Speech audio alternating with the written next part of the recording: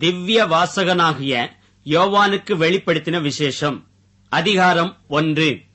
சீக்கிரத்தில் சம்பவிக்க வேண்டியவைகளை தம்முடைய ஊழியக்காரருக்கு காண்பிக்கும் பொருட்டு தேவன் இயேசு கிறிஸ்துவுக்கு ஒப்புவித்ததும், இவர் தம்முடைய தூதனை அனுப்பி தம்முடைய ஊழியக்காரனாகிய யோவானுக்கு வெளிப்படுத்தினதுமான விசேஷம். இவன் தேவனுடைய வசனத்தை குறித்தும் இயேசு கிறிஸ்துவை பற்றிய சாட்சியை குறித்தும் தான் கண்ட யாவற்றையும் சாட்சியாக அறிவித்திருக்கிறான். இந்த தீர்க்கதரிசன வசனங்களை வாசிக்கிறவனும் கேட்கிறவர்களும் இதில் எழுதியிருக்கிறவைகளை கைக்கொள்ளுகிறவர்களும் பாக்கியவான்கள். காலம் சமீபமாய் இருக்கிறது. யோவான் ஆசியாவில் உள்ள 7 சபைகளுக்கும் எழுதுகிறதாவது: இருக்கிறவரும் இருந்தவரும் வருகிறவரும் ஆனவராலும் அவருடைய சிங்காசனத்திற்கு முன்பாக இருக்கிற 7 ஆவிகளாலும் உண்மையுள்ள சாட்சியும் மரித்தோரிலிருந்து முதற் பிறந்தவரும் பூமியின் ராஜாக்களுக்கு அதிபதியும் ஆகிய இயேசு கிறிஸ்துவினாலும் உங்களுக்கு கிருபையும் சமாதானமும் உண்டாவதாக. நம்மிடத்தில் அன்பு கூர்ந்து தமது இரத்தத்தினாலே நம்முடைய பாவங்களற நம்மை கழுவி தம்முடைய பிதாவாகிய தேவனுக்கு முன்பாக நம்மை ராஜாக்களும் ஆசாரியர்களும் ஆக்கின அவருக்கு மகிமையும் வல்லமையும் என்றென்றைக்கும் உண்டாயிருப்பதாக. ஆமென். இதோ மேகங்களுடனே வருகிறார். கண்கள் யாவும் அவரை காணும். அவரை குத்தினவர்களும் அவரை காண்பார்கள். பூமியின் கோத்திரத்தார் எல்லாரும் அவரை பார்த்து புலம்புவார்கள். அப்படியே ஆகும். ஆமென். இருக்கிறவரும் இருந்தவரும் வருகிறவரும் ஆகிய சர்வ வல்லமையுள்ள கர்த்தர், நான் அல்பாவும் ஒமேகாவும் ஆதியும் அந்தமுமாயிருக்கிறேன் என்று திருவுளம் பற்றுகிறார். உங்கள் சகோதரனும் இயேசு கிறிஸ்துவின் நிமித்தம் வருகிற உபத்திரவத்திற்கும் அவருடைய ராஜ்யத்திற்கும் அவருடைய பொறுமைக்கும் உங்கள் உடன் பங்காளனுமாயிருக்கிற யோவானாகிய நான் தேவ வசனத்தின் நிமித்தமும் இயேசு கிறிஸ்துவை பற்றிய சாட்சியின் நிமித்தமும் பத்மோ என்னும் தீவிலே இருந்தேன். கர்த்தருடைய நாளில் ஆவிக்குள்ளானேன். அப்பொழுது எனக்கு பின்னாலே எக்கால சத்தம் போன்ற பெரிதான ஒரு சத்தத்தை கேட்டேன். அது, நான் அல்பாவும் ஓமேகாவும் முந்தினவரும் பிந்தினவருமாய் இருக்கிறேன். நீ காண்கிறதை ஒரு புஸ்தகத்தில் எழுதி ஆசியாவில் இருக்கிற எபேசு, சிமிர்னா, பெர்கமு, தியத்தீரா, சர்தை, பிலதெல்பியா, லவோதேக்கியா என்னும் பட்டணங்களிலுள்ள 7 சபைகளுக்கும் அனுப்பு என்று விளம்பினது. அப்பொழுது என்னுடனே பேசின சத்தத்தை பார்க்க திரும்பினேன். திரும்பின போது 7 பொன் குத்து விளக்குகளையும் அந்த 7 குத்து விளக்குகளின் மத்தியிலே நிலையங்கி தரித்து மார்பருகே பொற்கச்சை கட்டியிருந்த மனுஷகுமாரனுக்கு ஒப்பானவரையும் கண்டேன். அவருடைய சிரசும் மயிரும் வெண் பஞ்சை போலவும் உறைந்த மழையைப் போலவும் வெண்மையாயிருந்தது. அவருடைய கண்கள் அக்கினி ஜுவாலையைப் போலிருந்தது. அவருடைய பாதங்கள் உலைக்களத்தில் காய்ந்த பிரகாசமான வெண்கலம் போலிருந்தது. அவருடைய சத்தம் பெருவெள்ளத்து இரைச்சலை போலிருந்தது. தமது வலது கரத்திலே 7 நட்சத்திரங்களை ஏந்திக் கொண்டிருந்தார். அவர் வாயிலிருந்து இருபுறமும் கருக்குள்ள பட்டயம் புறப்பட்டது. அவருடைய முகம் வல்லமையாய் பிரகாசிக்கிற சூரியனைப் போலிருந்தது. நான் அவரை கண்டபோது செத்தவனைப் போல அவருடைய பாதத்தில் விழுந்தேன். அப்பொழுது அவர் தம்முடைய வலது கரத்தை என்மேல் வைத்து என்னை நோக்கி, பயப்படாதே, நான் முந்தினவரும் பிந்தினவரும் உயிருள்ளவருமாய் இருக்கிறேன். மரித்தேன், ஆனாலும் இதோ சதா காலங்களிலும் உயிரோடு இருக்கிறேன். ஆமென். நான் மரணத்திற்கும் பாதாளத்திற்கும் உரிய திறவுகோல்களை உடையவராயிருக்கிறேன். நீ கண்டவைகளையும் இருக்கிறவைகளையும் இவைகளுக்கு பின்பு சம்பவிப்பவைகளையும் எழுது. என் வலது கரத்தில் நீ கண்ட 7 நட்சத்திரங்களின் ரகசியத்தையும் 7 பொன் குத்து விளக்குகளின் ரகசியத்தையும் எழுது. அந்த 7 நட்சத்திரங்களும் 7 சபைகளின் தூதர்களாம். நீ கண்ட 7 குத்து விளக்குகளும் 7 சபைகளாம். வெளிப்படுத்தல் அதிகாரம் 2. எபேசு சபையின் தூதனுக்கு நீ எழுத வேண்டியது என்னவெனில், 7 நட்சத்திரங்களை தம்முடைய வலது கரத்தில் ஏந்திக் கொண்டு 7 பொன் குத்து விளக்குகளின் மத்தியிலே உலாவிக் கொண்டிருக்கிறவர் சொல்லுகிறதாவது: உன் கிரியைகளையும் உன் பிரயாசத்தையும் உன் பொறுமையையும் நீ பொல்லாதவர்களை சகிக்க கூடாமல் இருக்கிறதையும் அப்போஸ்தலர் அல்லாதவர்கள் தங்களை அப்போஸ்தலர் என்று சொல்லுகிறதை நீ சோதித்து அவர்களை பொய்யர் என்று கண்டறிந்ததையும் நீ சகித்துக் கொண்டிருக்கிறதையும் பொறுமையாய் இருக்கிறதையும் என் நாமத்தின் நிமித்தம் இளைப்படியாமல் பிரயாசப்பட்டதையும் அறிந்திருக்கிறேன். ஆனாலும் நீ ஆதியில் கொண்டிருந்த அன்பை விட்டாய் என்று உன் பேரில் எனக்கு குறை உண்டு. ஆகையால் நீ இன்ன நிலைமையிலிருந்து விழுந்தாய் என்பதை நினைத்து மனம் திரும்பி ஆதியில் செய்த கிரியைகளை செய்வாயாக. இல்லாவிட்டால் நான் சீக்கிரமாய் உன்னிடத்தில் வந்து நீ மனம் திரும்பாத பட்சத்தில் உன் விளக்குத்தண்டை அதனிடத்தினின்று நீக்கிவிடுவேன். நான் வெறுக்கிற நிக்கோலாய் மதஸ்தரின் கிரியைகளை நீயும் வெறுக்கிறாய். இது உன்னிடத்தில் உண்டு. ஆவியானவர் சபைகளுக்கு சொல்லுகிறதை காதுள்ளவன் கேட்க கடவன். ஜெயங்கொள்ளுகிறவன் எவனோ அவனுக்கு தேவனுடைய பரதீசின் மத்தியில் இருக்கிற ஜீவ விருட்சத்தின் கனியை புசிக்க கொடுப்பேன் என்றெழுது. சிமெர்னா சபையின் தூதனுக்கு நீ எழுத வேண்டியது என்னவெனில், முந்தினவரும் பிந்தினவரும் மரித்திருந்து பிழைத்தவருமானவர் சொல்லுகிறதாவது, உன் கிரியைகளையும் உன் உபத்திரவத்தையும் நீ ஐஸ்வர்யம் உள்ளவனாயிருந்தும் உனக்கு இருக்கிற தரித்திரத்தையும் தங்களை யூதரென்று சொல்லியும் யூதராயிராமல் சாத்தானுடைய கூட்டமாய் இருக்கிறவர்கள் செய்யும் தூஷணத்தையும் அறிந்திருக்கிறேன். நீ படப்போகிற பாடுகளை குறித்து எவ்வளவும் பயப்படாதே. இதோ நீங்கள் சோதிக்கப்படும் பொருட்டாக பிசாசானவன் உங்களில் சிலரை காவலில் போடுவான். 10 நாள் உபத்திரவப்படுவீர்கள். ஆகிலும் நீ மரண பரியந்தம் உண்மையாயிரு. அப்பொழுது ஜீவ கிரீடத்தை உனக்கு தருவேன். ஆவியானவர் சபைகளுக்கு சொல்லுகிறதை காதுள்ளவன் கேட்க கடவன். ஜெயங்கொள்ளுகிறவன் 2ஆம் மரணத்தினால் சேதப்படுவதில்லை என்றெழுது.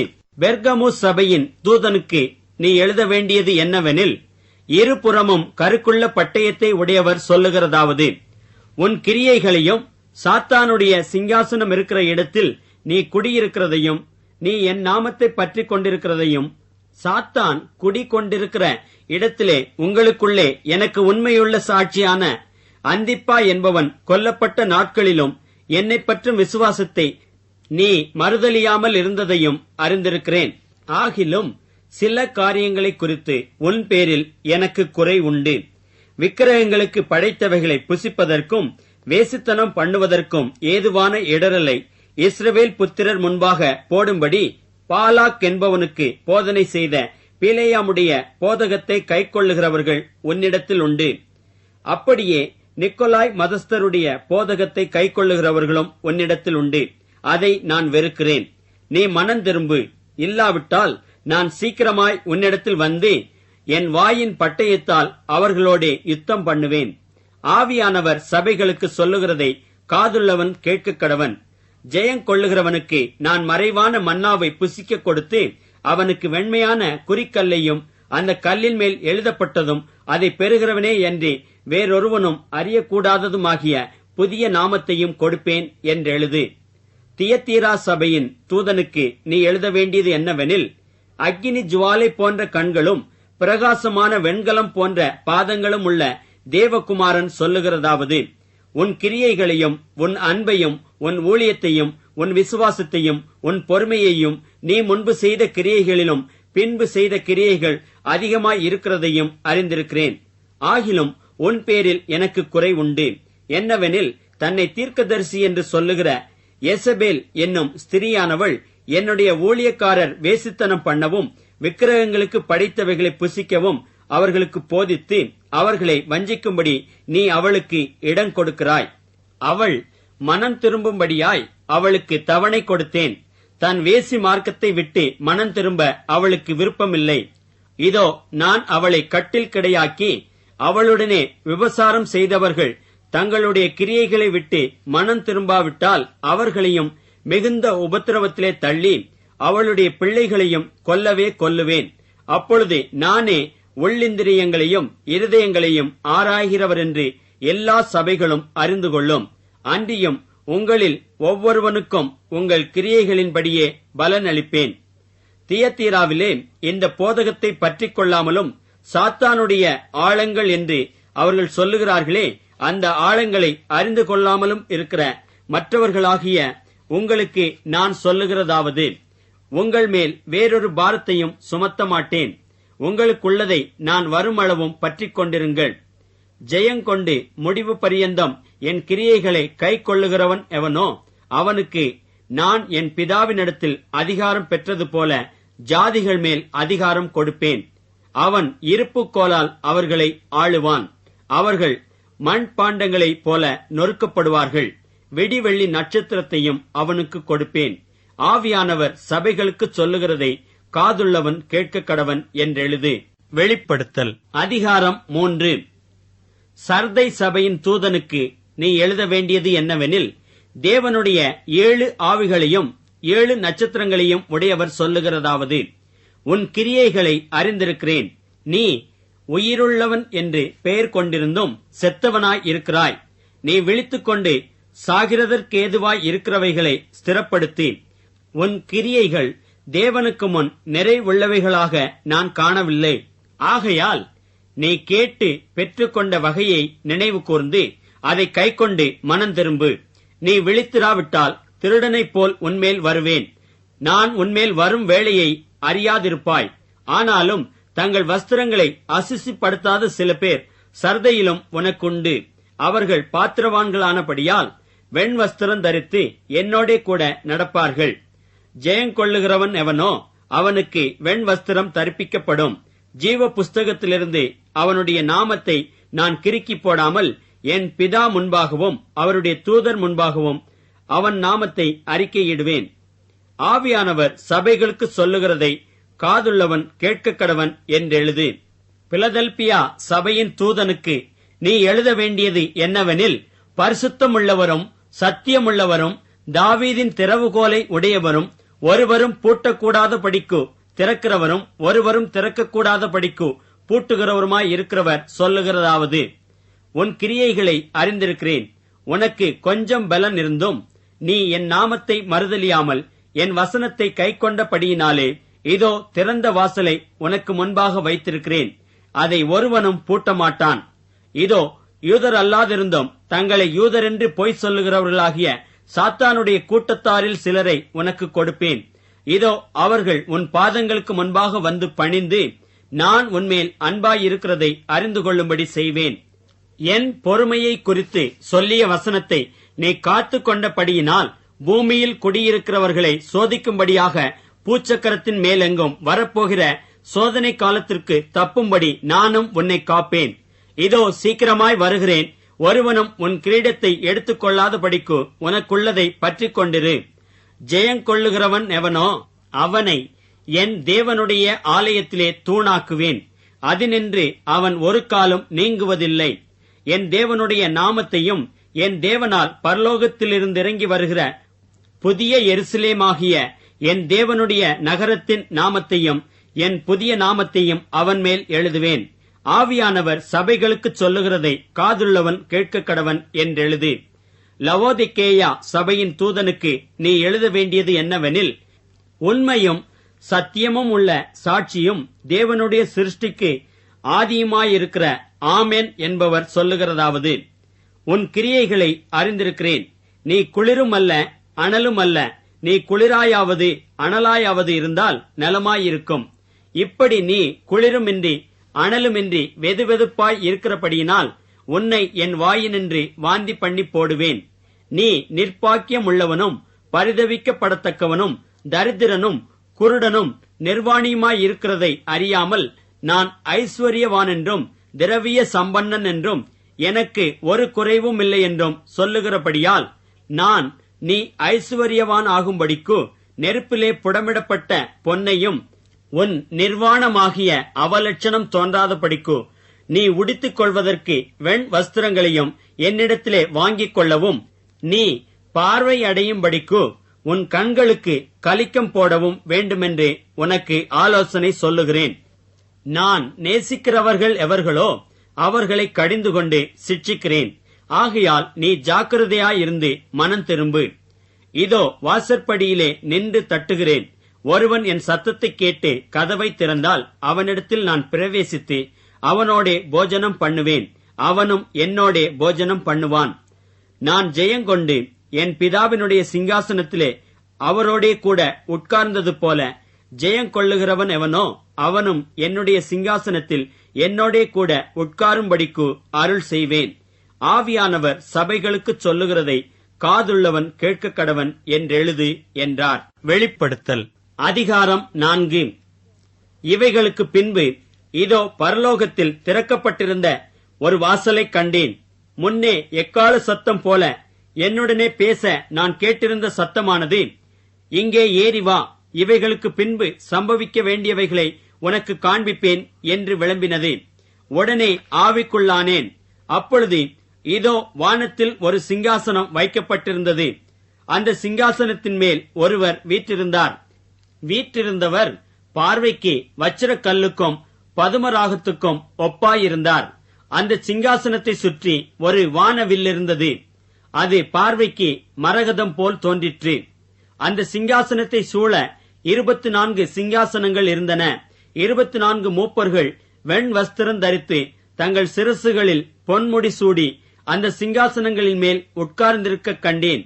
அந்த சிங்காசனத்திலிருந்து மின்னல்களும் இடி முழக்கங்களும் சத்தங்களும் புறப்பட்டன. தேவனுடைய 7 ஆவிகளாகிய 7 அக்கினி தீபங்கள் சிங்காசனத்திற்கு முன்பாக எரிந்து கொண்டிருந்தன. அந்த சிங்காசனத்திற்கு முன்பாக பளிங்குக்கு ஒப்பான கண்ணாடி கடல் இருந்தது. அந்த சிங்காசனத்தின் மத்தியிலும் அந்த சிங்காசனத்தை சுற்றிலும் 4 ஜீவன்கள் இருந்தன. அவைகள் முன்புறத்திலும் பின்புறத்திலும் கண்களால் நிறைந்திருந்தன. முதலாம் ஜீவன் சிங்கத்திற்கு ஒப்பாகவும், 2ஆம் ஜீவன் காளைக்கு ஒப்பாகவும், 3ஆம் ஜீவன் மனுஷ முகம் போன்ற முகமுள்ளதாகவும், 4ஆம் ஜீவன் பறக்கிற கழுகுக்கு ஒப்பாகவும் இருந்தன.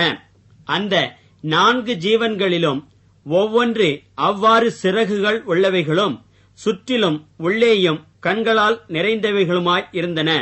அவைகள் இருந்தவரும் இருக்கிறவரும் வருகிறவருமாகிய சர்வ வல்லமையுள்ள தேவனாகிய கர்த்தர் பரிசுத்தர், பரிசுத்தர், பரிசுத்தர் என்று இரவும் பகலும் ஓய்வில்லாமல் சொல்லிக் கொண்டிருந்தன.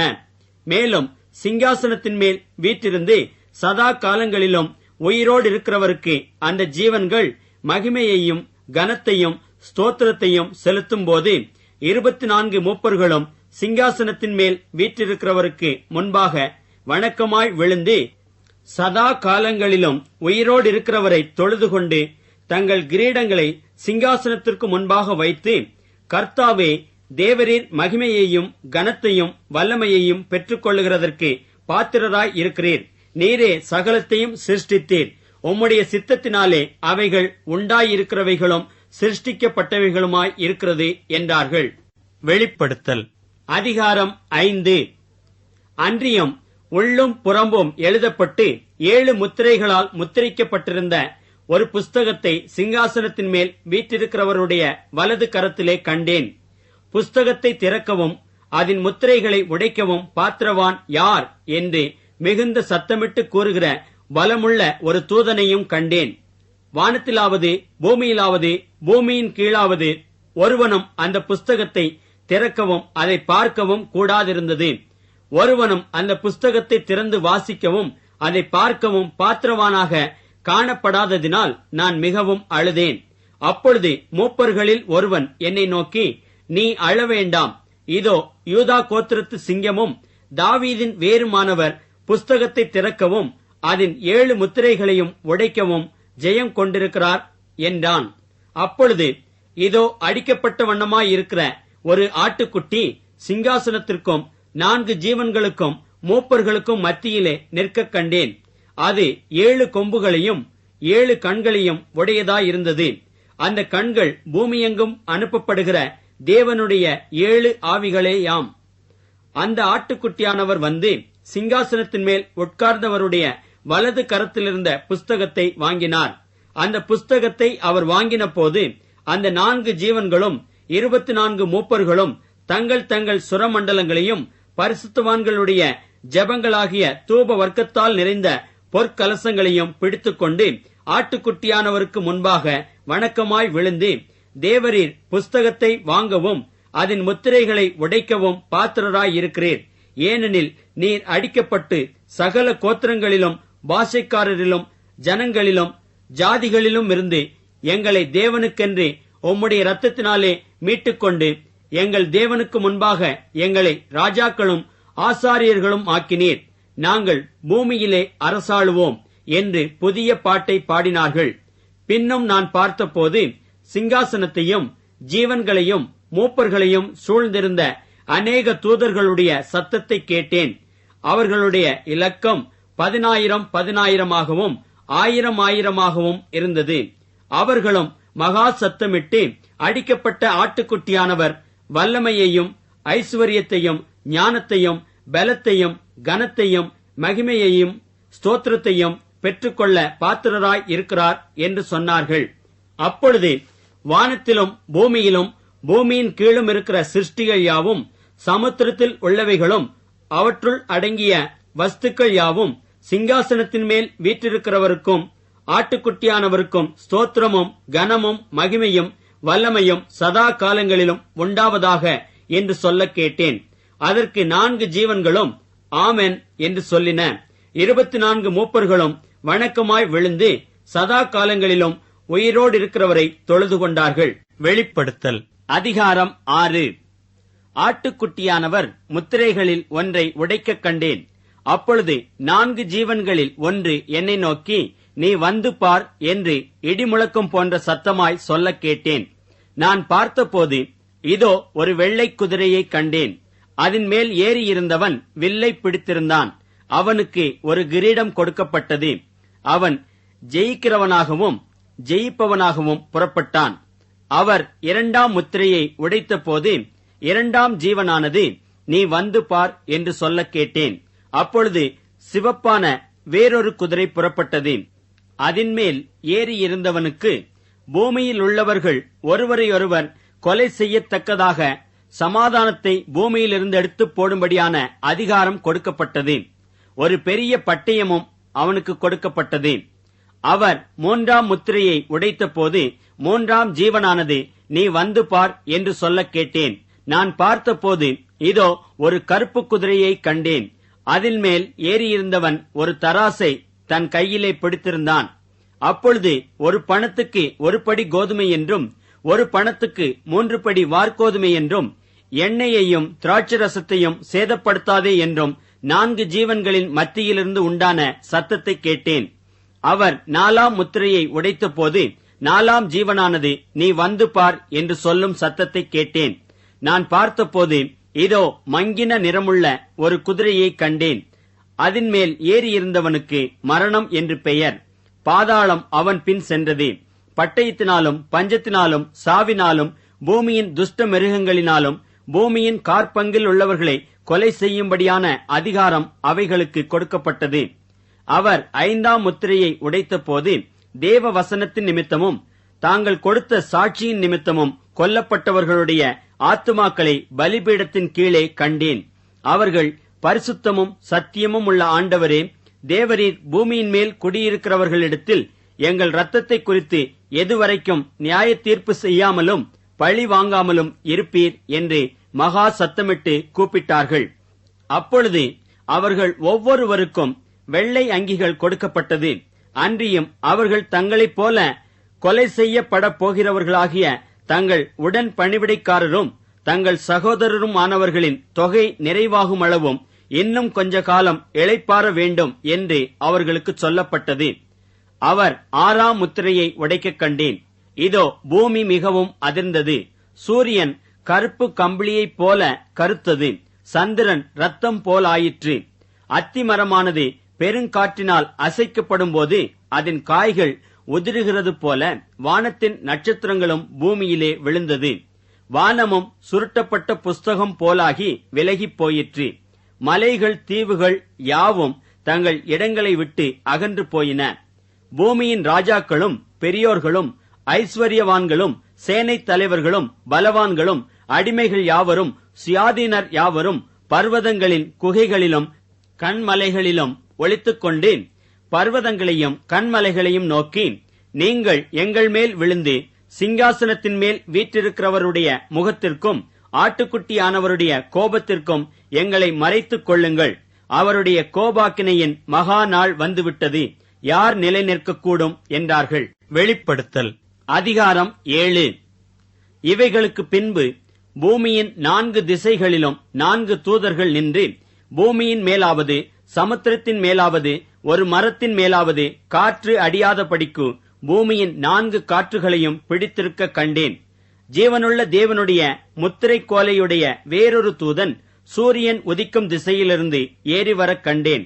அவன் பூமியையும் சமுத்திரத்தையும் சேதப்படுத்துகிறதற்கு அதிகாரம் பெற்ற அந்த 4 தூதரையும் நோக்கி, நாம் நமது தேவனுடைய ஊழியக்காரரின் நெற்றிகளில் முத்திரை போட்டு தீருமளவும் பூமியையும் சமுத்திரத்தையும் மரங்களையும் சேதப்படுத்தாதிருங்கள் என்று மகா சத்தமிட்டு கூப்பிட்டான். முத்திரை போடப்பட்டவர்களின் தொகையை சொல்ல கேட்டேன். இஸ்ரவேல் புத்திரருடைய சகல கோத்திரங்களிலும் முத்திரை போடப்பட்டவர்கள் 144,000 பேர். யூதா கோத்திரத்தில் முத்திரை போடப்பட்டவர்கள் 12,000. ரூபன் கோத்திரத்தில் முத்திரை போடப்பட்டவர்கள் 12,000. காத் கோத்திரத்தில் முத்திரை போடப்பட்டவர்கள் 12,000.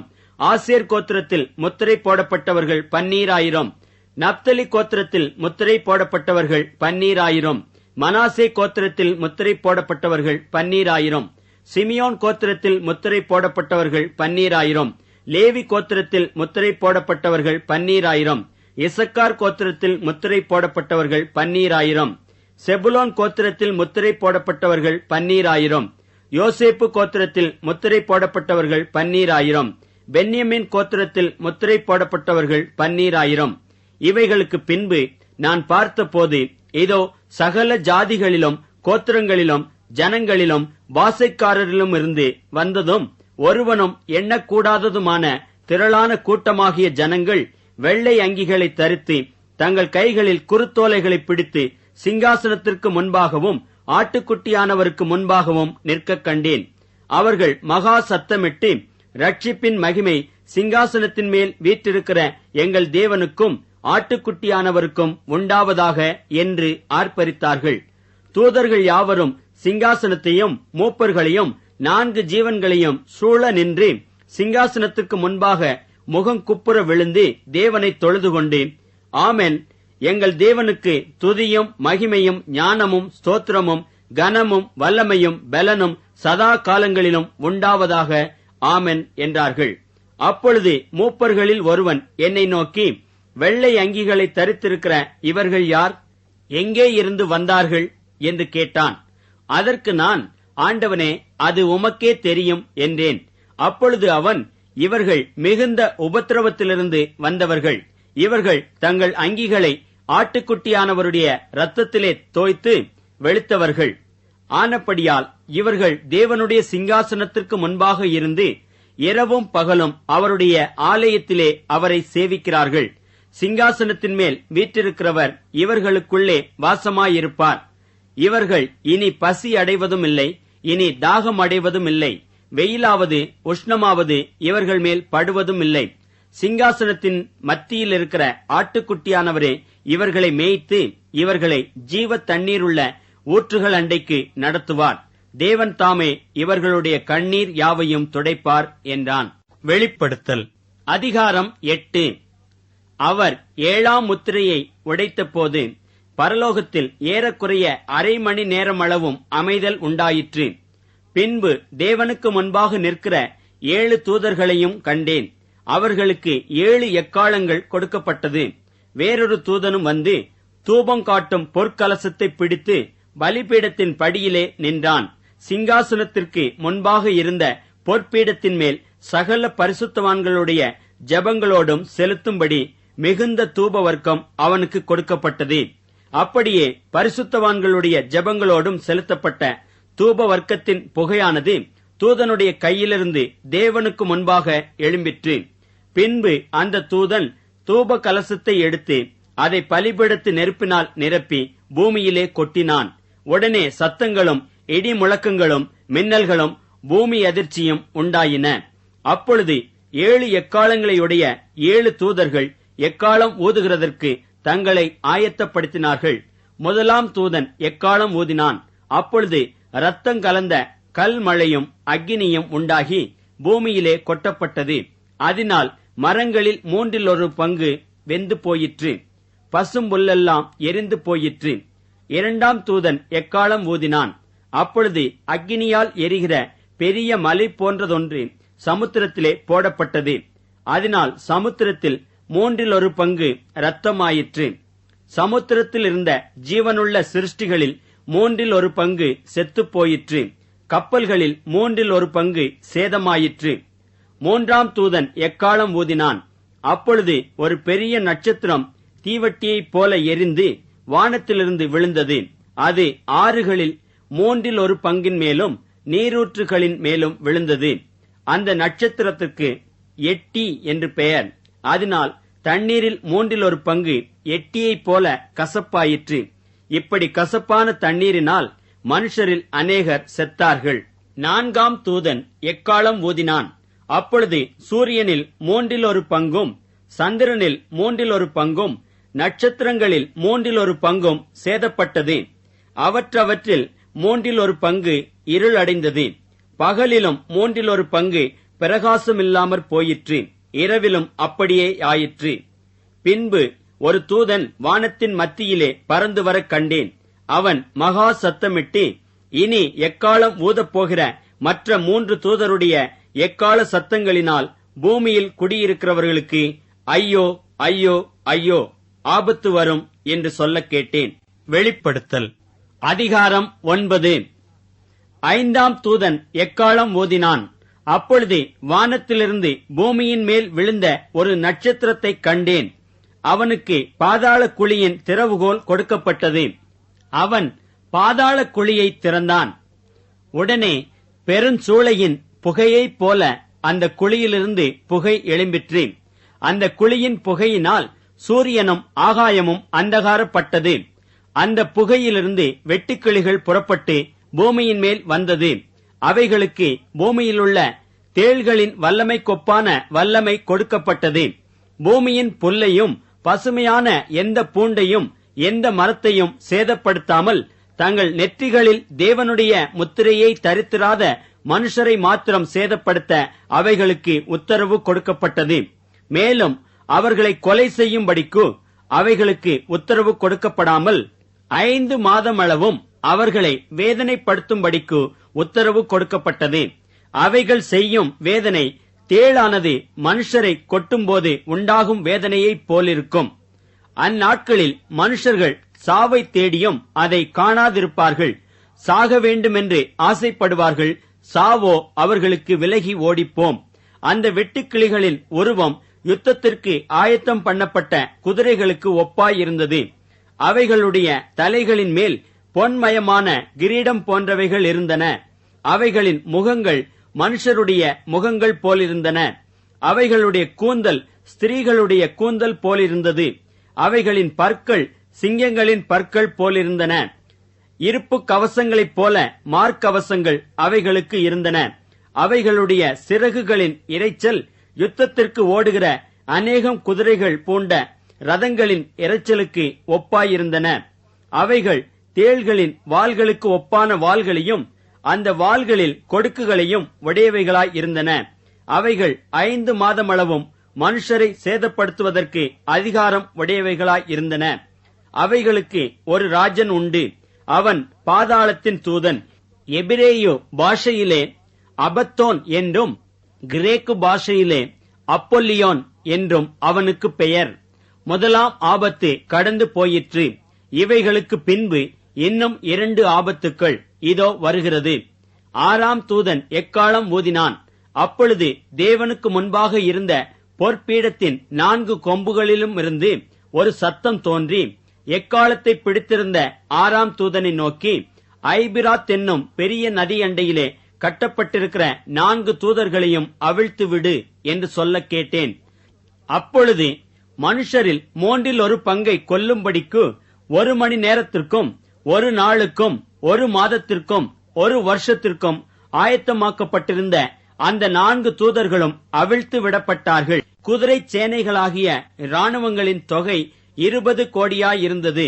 அவைகளின் தொகையை சொல்லக் கேட்டேன்.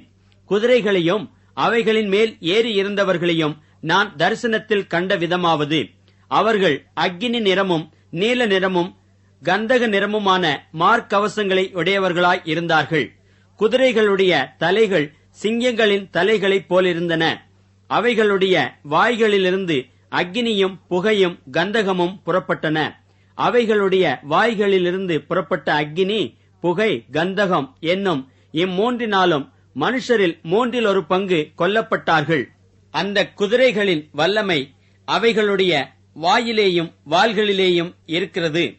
அவைகளுடைய வாள்கள் பாம்புகளுக்கு ஒப்பானவைகளாயும் தலைகள் உள்ளவைகளாயும் இருக்கிறது. அவைகளாலே சேதப்படுத்துகிறது. அப்படியிருந்தும் அந்த வாதைகளால் கொல்லப்படாத மற்ற மனுஷர்கள் பேய்களையும் பொன், வெள்ளி, செம்பு, கல், மரம் என்பவைகளால் செய்யப்பட்டவைகளாயும் காணவும் கேட்கவும் நடக்கவும் மாட்டாதவைகளாயும் இருக்கிற விக்கிரகங்களையும் வணங்காதபடிக்கு தங்கள் கைகளின் கிரியைகளை விட்டு மனம் திரும்பவும் இல்லை. தங்கள் கொலை பாதகங்களையும் தங்கள் சூனியங்களையும் தங்கள் வேசித்தனங்களையும் தங்கள் களவுகளையும் விட்டு மனம் திரும்பவும் இல்லை. வெளிப்படுத்தல் அதிகாரம் 10. பின்பு பலமுள்ள வேறொரு தூதன் வானத்திலிருந்து இறங்கி வரக் கண்டேன். மேகம் அவனை சூழ்ந்திருந்தது. அவனுடைய சிரசின் மேல் வானவில் இருந்தது. அவனுடைய முகம் சூரியனைப் போலவும் அவனுடைய கால்கள் அக்கினி ஸ்தம்பங்களைப் போலவும் இருந்தது. திறக்கப்பட்ட ஒரு சிறு புஸ்தகம் அவன் கையில் இருந்தது.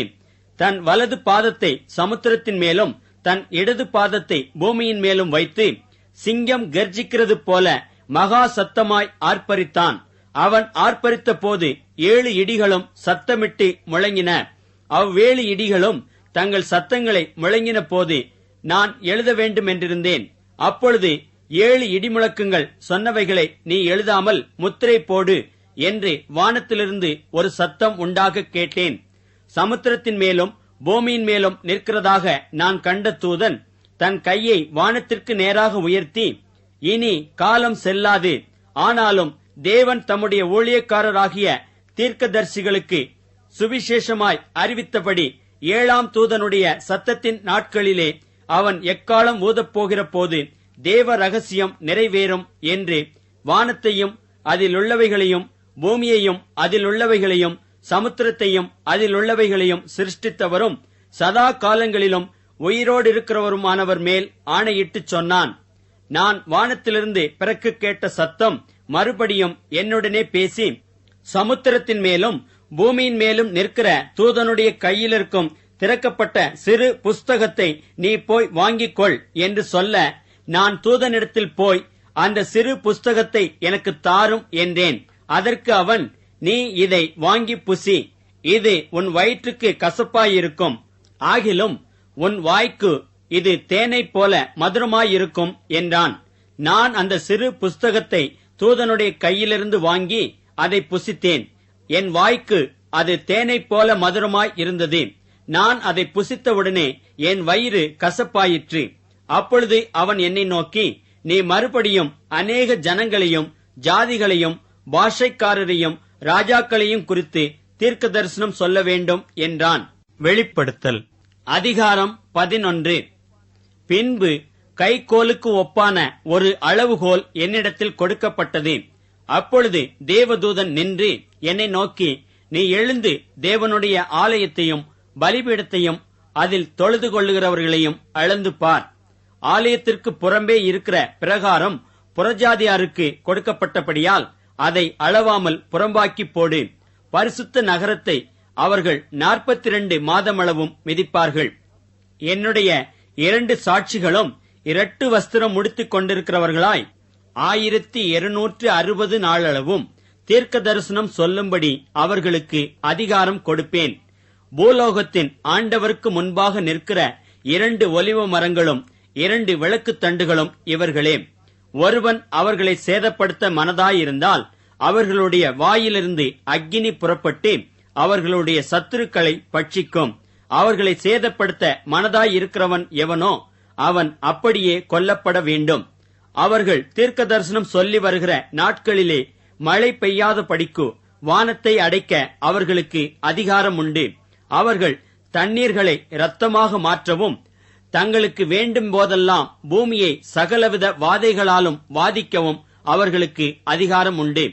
அவர்கள் தங்கள் சாட்சியை சொல்லி முடித்திருக்கும் போது பாதாளத்திலிருந்து ஏறுகிற மிருகம் அவர்களோட யுத்தம் பண்ணி அவர்களை ஜெயித்து அவர்களை கொன்று போடும். அவர்களுடைய உடல்கள் மகா நகரத்தின் விசாலமான வீதியிலே கிடக்கும். அந்த நகரம் சோதோம் என்றும் எகிப்து என்றும் ஞானார்த்தமாய் சொல்லப்படும். அதிலே நம்முடைய கர்த்தரும் சிலுவையிலே அறையப்பட்டார். ஜனங்களிலும் கோத்திரங்களிலும் பாஷைக்காரரிலும் ஜாதிகளிலும் உள்ளவர்கள் அவர்களுடைய உடல்களை 3½ நாள் வரைக்கும் பார்ப்பார்கள். அவர்களுடைய உடல்களை கல்லறைகளில் வைக்க ஒட்டார்கள். அவ்விரண்டு தீர்க்கதரிசிகளும் பூமியின் குடிகளை வேதனைப்படுத்தினபடியால் அவர்கள் நிமித்தம் பூமியில் குடியிருக்கிறவர்கள் சந்தோஷப்பட்டு களி கூர்ந்து ஒருவருக்கொருவர் வெகுமதிகளை அனுப்புவார்கள். 3½ நாளைக்கு பின்பு தேவனிடத்திலிருந்து ஜீவ ஆவி அவர்களுக்குள் பிரவேசித்தது. அப்பொழுது அவர்கள் காலூன்றி நின்றார்கள். அவர்களை பார்த்தவர்களுக்கு மிகுந்த பயம் உண்டாயிற்று. இங்கே ஏறி வாருங்கள் என்று வானத்திலிருந்து தங்களுக்கு உண்டான பெரிய சத்தத்தை அவர்கள் கேட்டு மேகத்தில் ஏறி வானத்திற்கு போனார்கள். அவர்களுடைய சத்துருக்கள் அவர்களை பார்த்தார்கள். அந்நேரத்திலே பூமி மிகவும் அதிர்ந்தது. உடனே அந்த நகரத்தில் 10 பங்கு இடிந்து விழுந்தது. மனுஷரில் 7000 பேர் பூமி அதிர்ச்சியினால் அழிந்தார்கள். மீதியானவர்கள் பயமடைந்து பரலோகத்தின் தேவனை மகிமைப்படுத்தினார்கள். 2ஆம் ஆபத்து கடந்து போயிற்று. இதோ 3ஆம் ஆபத்து சீக்கிரமாய் வருகிறது. 7ஆம் தூதன் எக்காளம் ஊதினான். அப்பொழுது உலகத்தின் ராஜ்யங்கள் நம்முடைய கர்த்தருக்கும் அவருடைய கிறிஸ்துவுக்கும் உரிய ராஜ்யங்கள் ஆயின. அவர் சதா காலங்களிலும் ராஜ்யபாரம் பண்ணுவார் என்னும் கெம்பீர சத்தங்கள் வானத்தில் உண்டாயின. அப்பொழுது தேவனுக்கு முன்பாக தங்கள் சிங்காசனங்கள் மேல் உட்கார்ந்திருந்த 24 மூப்பர்களும் முகங்குப்புற விழுந்து, இருக்கிறவரும் இருந்தவரும் வருகிறவரும் ஆகிய சர்வ வல்லமையுள்ள கர்த்தராகிய தேவனே, உம்மை ஸ்தோத்தரிக்கிறோம். தேவரீர் உமது மகா வல்லமையைக் கொண்டு ராஜ்யபாரம் பண்ணுகிறீர். ஜாதிகள் கோபித்தார்கள். அப்பொழுது உம்முடைய கோபம் மூண்டது. மரித்தோர் நியாய தீர்ப்பு அடைகிறதற்கும் தீர்க்கதரிசிகளாகிய உம்முடைய ஊழியக்காரருக்கும் பரிசுத்தவான்களுக்கும் உமது நாமத்தின் மேல் பயபக்தியாயிருந்த சிறியோர் பெரியோருக்கும் பலனளிக்கிறதற்கும் பூமியை கெடுத்தவர்களை கெடுக்கிறதற்கும் காலம் வந்தது என்று சொல்லி தேவனை தொழுது கொண்டார்கள். அப்பொழுது பரலோகத்தில் தேவனுடைய ஆலயம் திறக்கப்பட்டது. அவருடைய ஆலயத்திலே அவருடைய உடன்படிக்கையின் பெட்டி காணப்பட்டது. அப்பொழுது மின்னல்களும் சத்தங்களும் இடி முழக்கங்களும் பூமி அதிர்ச்சியும் பெருங்கல்மழையும் உண்டாயின. வெளிப்படுத்தல் அதிகாரம் 12. அன்றியும் ஒரு பெரிய அடையாளம் வானத்திலே காணப்பட்டது. ஒரு ஸ்திரீ சூரியனை அணிந்திருந்தாள். அவள் பாதங்களின் கீழே சந்திரனும் அவள் சிரசின் மேல் 12 நட்சத்திரங்கள் உள்ள கிரீடமும் இருந்தன. அவள் கர்ப்பவதியாயிருந்து பிரசவ வேதனை அடைந்து பிள்ளை பெறும்படி வருத்தப்பட்டு அலறினாள். அப்பொழுது வேறொரு அடையாளம் வானத்திலே காணப்பட்டது. 7 தலைகளையும் 10 கொம்புகளையும் தன் தலைகளின் மேல் 7 முடிகளையும் உடைய சிவப்பான பெரிய வலு சர்ப்பம் இருந்தது. அதன் வால் வானத்தின் நட்சத்திரங்களில் 1/3 பங்கை இழுத்து அவைகளை பூமியில் விழத்தள்ளிற்று. பிரசவ வேதனைப்படுகிற அந்த ஸ்திரீ பிள்ளை பெற்றவுடனே அவளுடைய பிள்ளையை பட்சித்து போடும்படிக்கு அந்த வலு சர்ப்பம் அவளுக்கு முன்பாக நின்றது. சகல ஜாதிகளையும் இருப்புக்கோலால் ஆளுகை செய்யும் ஆண் பிள்ளையை அவள் பெற்றாள். அவளுடைய பிள்ளை தேவனிடத்திற்கும் அவருடைய சிங்காசனத்தினிடத்திற்கும் எடுத்துக் கொள்ளப்பட்டது. ஸ்திரீயானவள் வனாந்தரத்திற்கு ஓடிப்போனாள். அங்கே 1260 நாளளவும் அவளை போஷிப்பதற்காக தேவனால் ஆயத்தமாக்கப்பட்ட இடம் அவளுக்கு உண்டாயிருந்தது. வானத்திலே யுத்தம் உண்டாயிற்று. மிகாவேலும் அவனைச் சேர்ந்த தூதர்களும் வலு சர்ப்பத்தோடே யுத்தம் பண்ணினார்கள். வலு சர்ப்பமும் அதைச் சேர்ந்த தூதரும் யுத்தம் பண்ணியும் ஜெயங்கொள்ளவில்லை. வானத்தில் அவர்கள் இருந்த இடமும் காணப்படாமற் போயிற்று. உலகம் அனைத்தையும் மோசம் போக்குகிற பிசாசு என்றும் சாத்தான் என்றும் சொல்லப்பட்ட பழைய பாம்பாகிய பெரிய வலு சர்ப்பம் தள்ளப்பட்டது. அது பூமியிலே விழத்தள்ளப்பட்டது. அதனோடே கூட அதைச் சேர்ந்த தூதரும் தள்ளப்பட்டார்கள். அப்பொழுது வானத்திலே ஒரு பெரிய சத்தம் உண்டாகி, இப்பொழுது ரட்சிப்பும் வல்லமையும் நமது தேவனுடைய ராஜ்யமும் அவருடைய கிறிஸ்துவின் அதிகாரமும் உண்டாயிருக்கிறது. இரவும் பகலும் நம்முடைய தேவனுக்கு முன்பாக நம்முடைய சகோதரர் மேல் குற்றம் சுமத்தும் பொருட்டு அவர்கள் மேல் குற்றம் சாட்டுகிறவன் தாழ தள்ளப்பட்டு போனான்.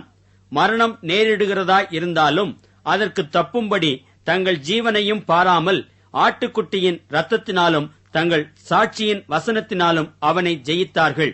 ஆகையால் பரலோகங்களே, அவைகளில் வாசமாயிருக்கிறவர்களே, களி கூறுங்கள். பூமியிலும் சமுத்திரத்திலும் குடியிருக்கிறவர்களே, ஐயோ, பிசாசானவன் தனக்கு கொஞ்ச கால மாத்திரம் உண்டென்று அறிந்து மிகுந்த கோபம் கொண்டு உங்களிடத்தில் இறங்கினபடியால் உங்களுக்கு ஆபத்து வரும் என்று சொல்ல கேட்டேன். வலு சர்ப்பமானது தான் பூமியிலே தள்ளப்பட்டதை அறிந்து அந்த ஆண் பிள்ளையை பெற்ற ஸ்திரீயை துன்பப்படுத்தினது. ஸ்திரீயானவள் அந்த பாம்பின் முகத்திற்கு விலகி ஒரு காலமும் காலங்களும் அரை காலமுமாக போஷிக்கப்படத்தக்கதாய் வனாந்தரத்திலுள்ள தன் இடத்திற்கு பறந்து போகும்படி பெருங்கழுகின் 2 சிறகுகள் அவளுக்கு கொடுக்கப்பட்டது. அப்பொழுது அந்த ஸ்திரீயை வெள்ளம் கொண்டு போகும்படிக்கு பாம்பானது தன் வாயிலிருந்து ஒரு நதி போன்ற வெள்ளத்தை அவளுக்கு பின்னாக ஊற்றிவிட்டது. பூமியானது ஸ்திரீக்கு உதவியாக தன் வாயை திறந்து வலு சர்ப்பம் தன் வாயிலிருந்து ஊற்றின வெள்ளத்தை விழுங்கினது. அப்பொழுது வலு சர்ப்பமானது ஸ்திரீயின் மேல் கோபம் கொண்டு தேவனுடைய கற்பனைகளை கைக்கொள்ளுகிறவர்களும் இயேசு கிறிஸ்துவை குறித்து சாட்சியை உடையவர்களுமாகிய அவளுடைய சந்ததியான மற்றவர்களுடனே யுத்தம் பண்ண போயிற்று. வெளிப்படுத்தல் அதிகாரம் 13. பின்பு நான் கடற்கரை மணலின் மேல் நின்றேன். அப்பொழுது சமுத்திரத்திலிருந்து ஒரு மிருகம் எழும்பி வரக் கண்டேன். அதற்கு 7 தலைகளும் 10 கொம்புகளும் இருந்தன. அதன் கொம்புகளின் மேல் 10 முடிகளும் அதன் தலைகளின் மேல் தூஷணமான நாமமும் இருந்தன. நான் கண்ட மிருகம் சிறுத்தையைப் போலிருந்தது. அதன் கால்கள் கரடியின் கால்களைப் போலவும் அதன் வாய் சிங்கத்தின் வாயைப் போலவும் இருந்தன. வலு சர்ப்பமானது தன் பலத்தையும் தன் சிங்காசனத்தையும் மிகுந்த அதிகாரத்தையும் அதற்கு கொடுத்தது. அதன் தலைகளில் ஒன்று சாவுக்கேதுவாய் காயப்பட்டிருக்க கண்டேன். ஆனாலும் சாவுக்கேதுவான அந்த காயம் சொஸ்தமாக்கப்பட்டது. பூமியிலுள்ள யாவரும் ஆச்சரியத்தோடே அந்த மிருகத்தை பின்பற்றி அந்த மிருகத்திற்கு அப்படிப்பட்ட அதிகாரம் கொடுத்த வலு சர்ப்பத்தை வணங்கினார்கள். அல்லாமலும் மிருகத்திற்கு ஒப்பானவன் யார், அதனோடே யுத்தம் பண்ணத்தக்கவன் யார் என்று சொல்லி மிருகத்தையும் வணங்கினார்கள். பெருமையானவைகளையும் தூஷணங்களையும் பேசும் வாய் அதற்கு கொடுக்கப்பட்டது. அல்லாமலும் 42 மாதம் யுத்தம் பண்ண அதற்கு அதிகாரம் கொடுக்கப்பட்டது. அது தேவனை தூஷிக்கும்படி தன் வாயை திறந்து அவருடைய நாமத்தையும் அவருடைய வாசஸ்தலத்தையும் பரலோகத்தில் வாசமாய் இருக்கிறவர்களையும் தூஷித்தது. மேலும் பரிசுத்தவான்களோட யுத்தம் பண்ணி அவர்களை ஜெயிக்கும்படிக்கு அதற்கு அதிகாரம் கொடுக்கப்பட்டதும் அல்லாமல் ஒவ்வொரு கோத்திரத்தின் மேலும் பாஷைக்காரர் மேலும் ஜாதிகள் மேலும் அதற்கு அதிகாரம் கொடுக்கப்பட்டது. உலகத் தோற்றம் முதல் அடிக்கப்பட்ட ஆட்டுக்குட்டியினுடைய ஜீவ புஸ்தகத்தில் பேரெழுதப்பட்டிராத பூமியின் குடிகள் யாவரும் அதை வணங்குவார்கள். காதுள்ளவன் எவனோ அவன் கேட்க கடவன். சிறைப்படுத்திக் கொண்டு போகிறவன் சிறைப்பட்டு போவான். பட்டயத்தினாலே கொல்லுகிறவன் பட்டயத்தினாலே கொல்லப்பட வேண்டும். பரிசுத்தவான்களுடைய பொறுமையும் விசுவாசமும் இதிலே விளங்கும். பின்பு வேறொரு மிருகம் பூமியிலிருந்து எழும்பக் கண்டேன். அது ஒரு ஆட்டுக்குட்டிக்கு ஒப்பாக 2 கொம்புகளை உடையதாயிருந்து வலு சர்ப்பத்தைப் போல பேசினது. அது முந்தின மிருகத்தின் அதிகாரம் முழுவதையும் அதன் முன்பாக நடப்பித்து சாவுக்கேதுவான காயம் ஆற சொஸ்தமடைந்த முந்தின மிருகத்தை பூமியும் அதன் குடிகளும் வணங்கும்படி செய்தது.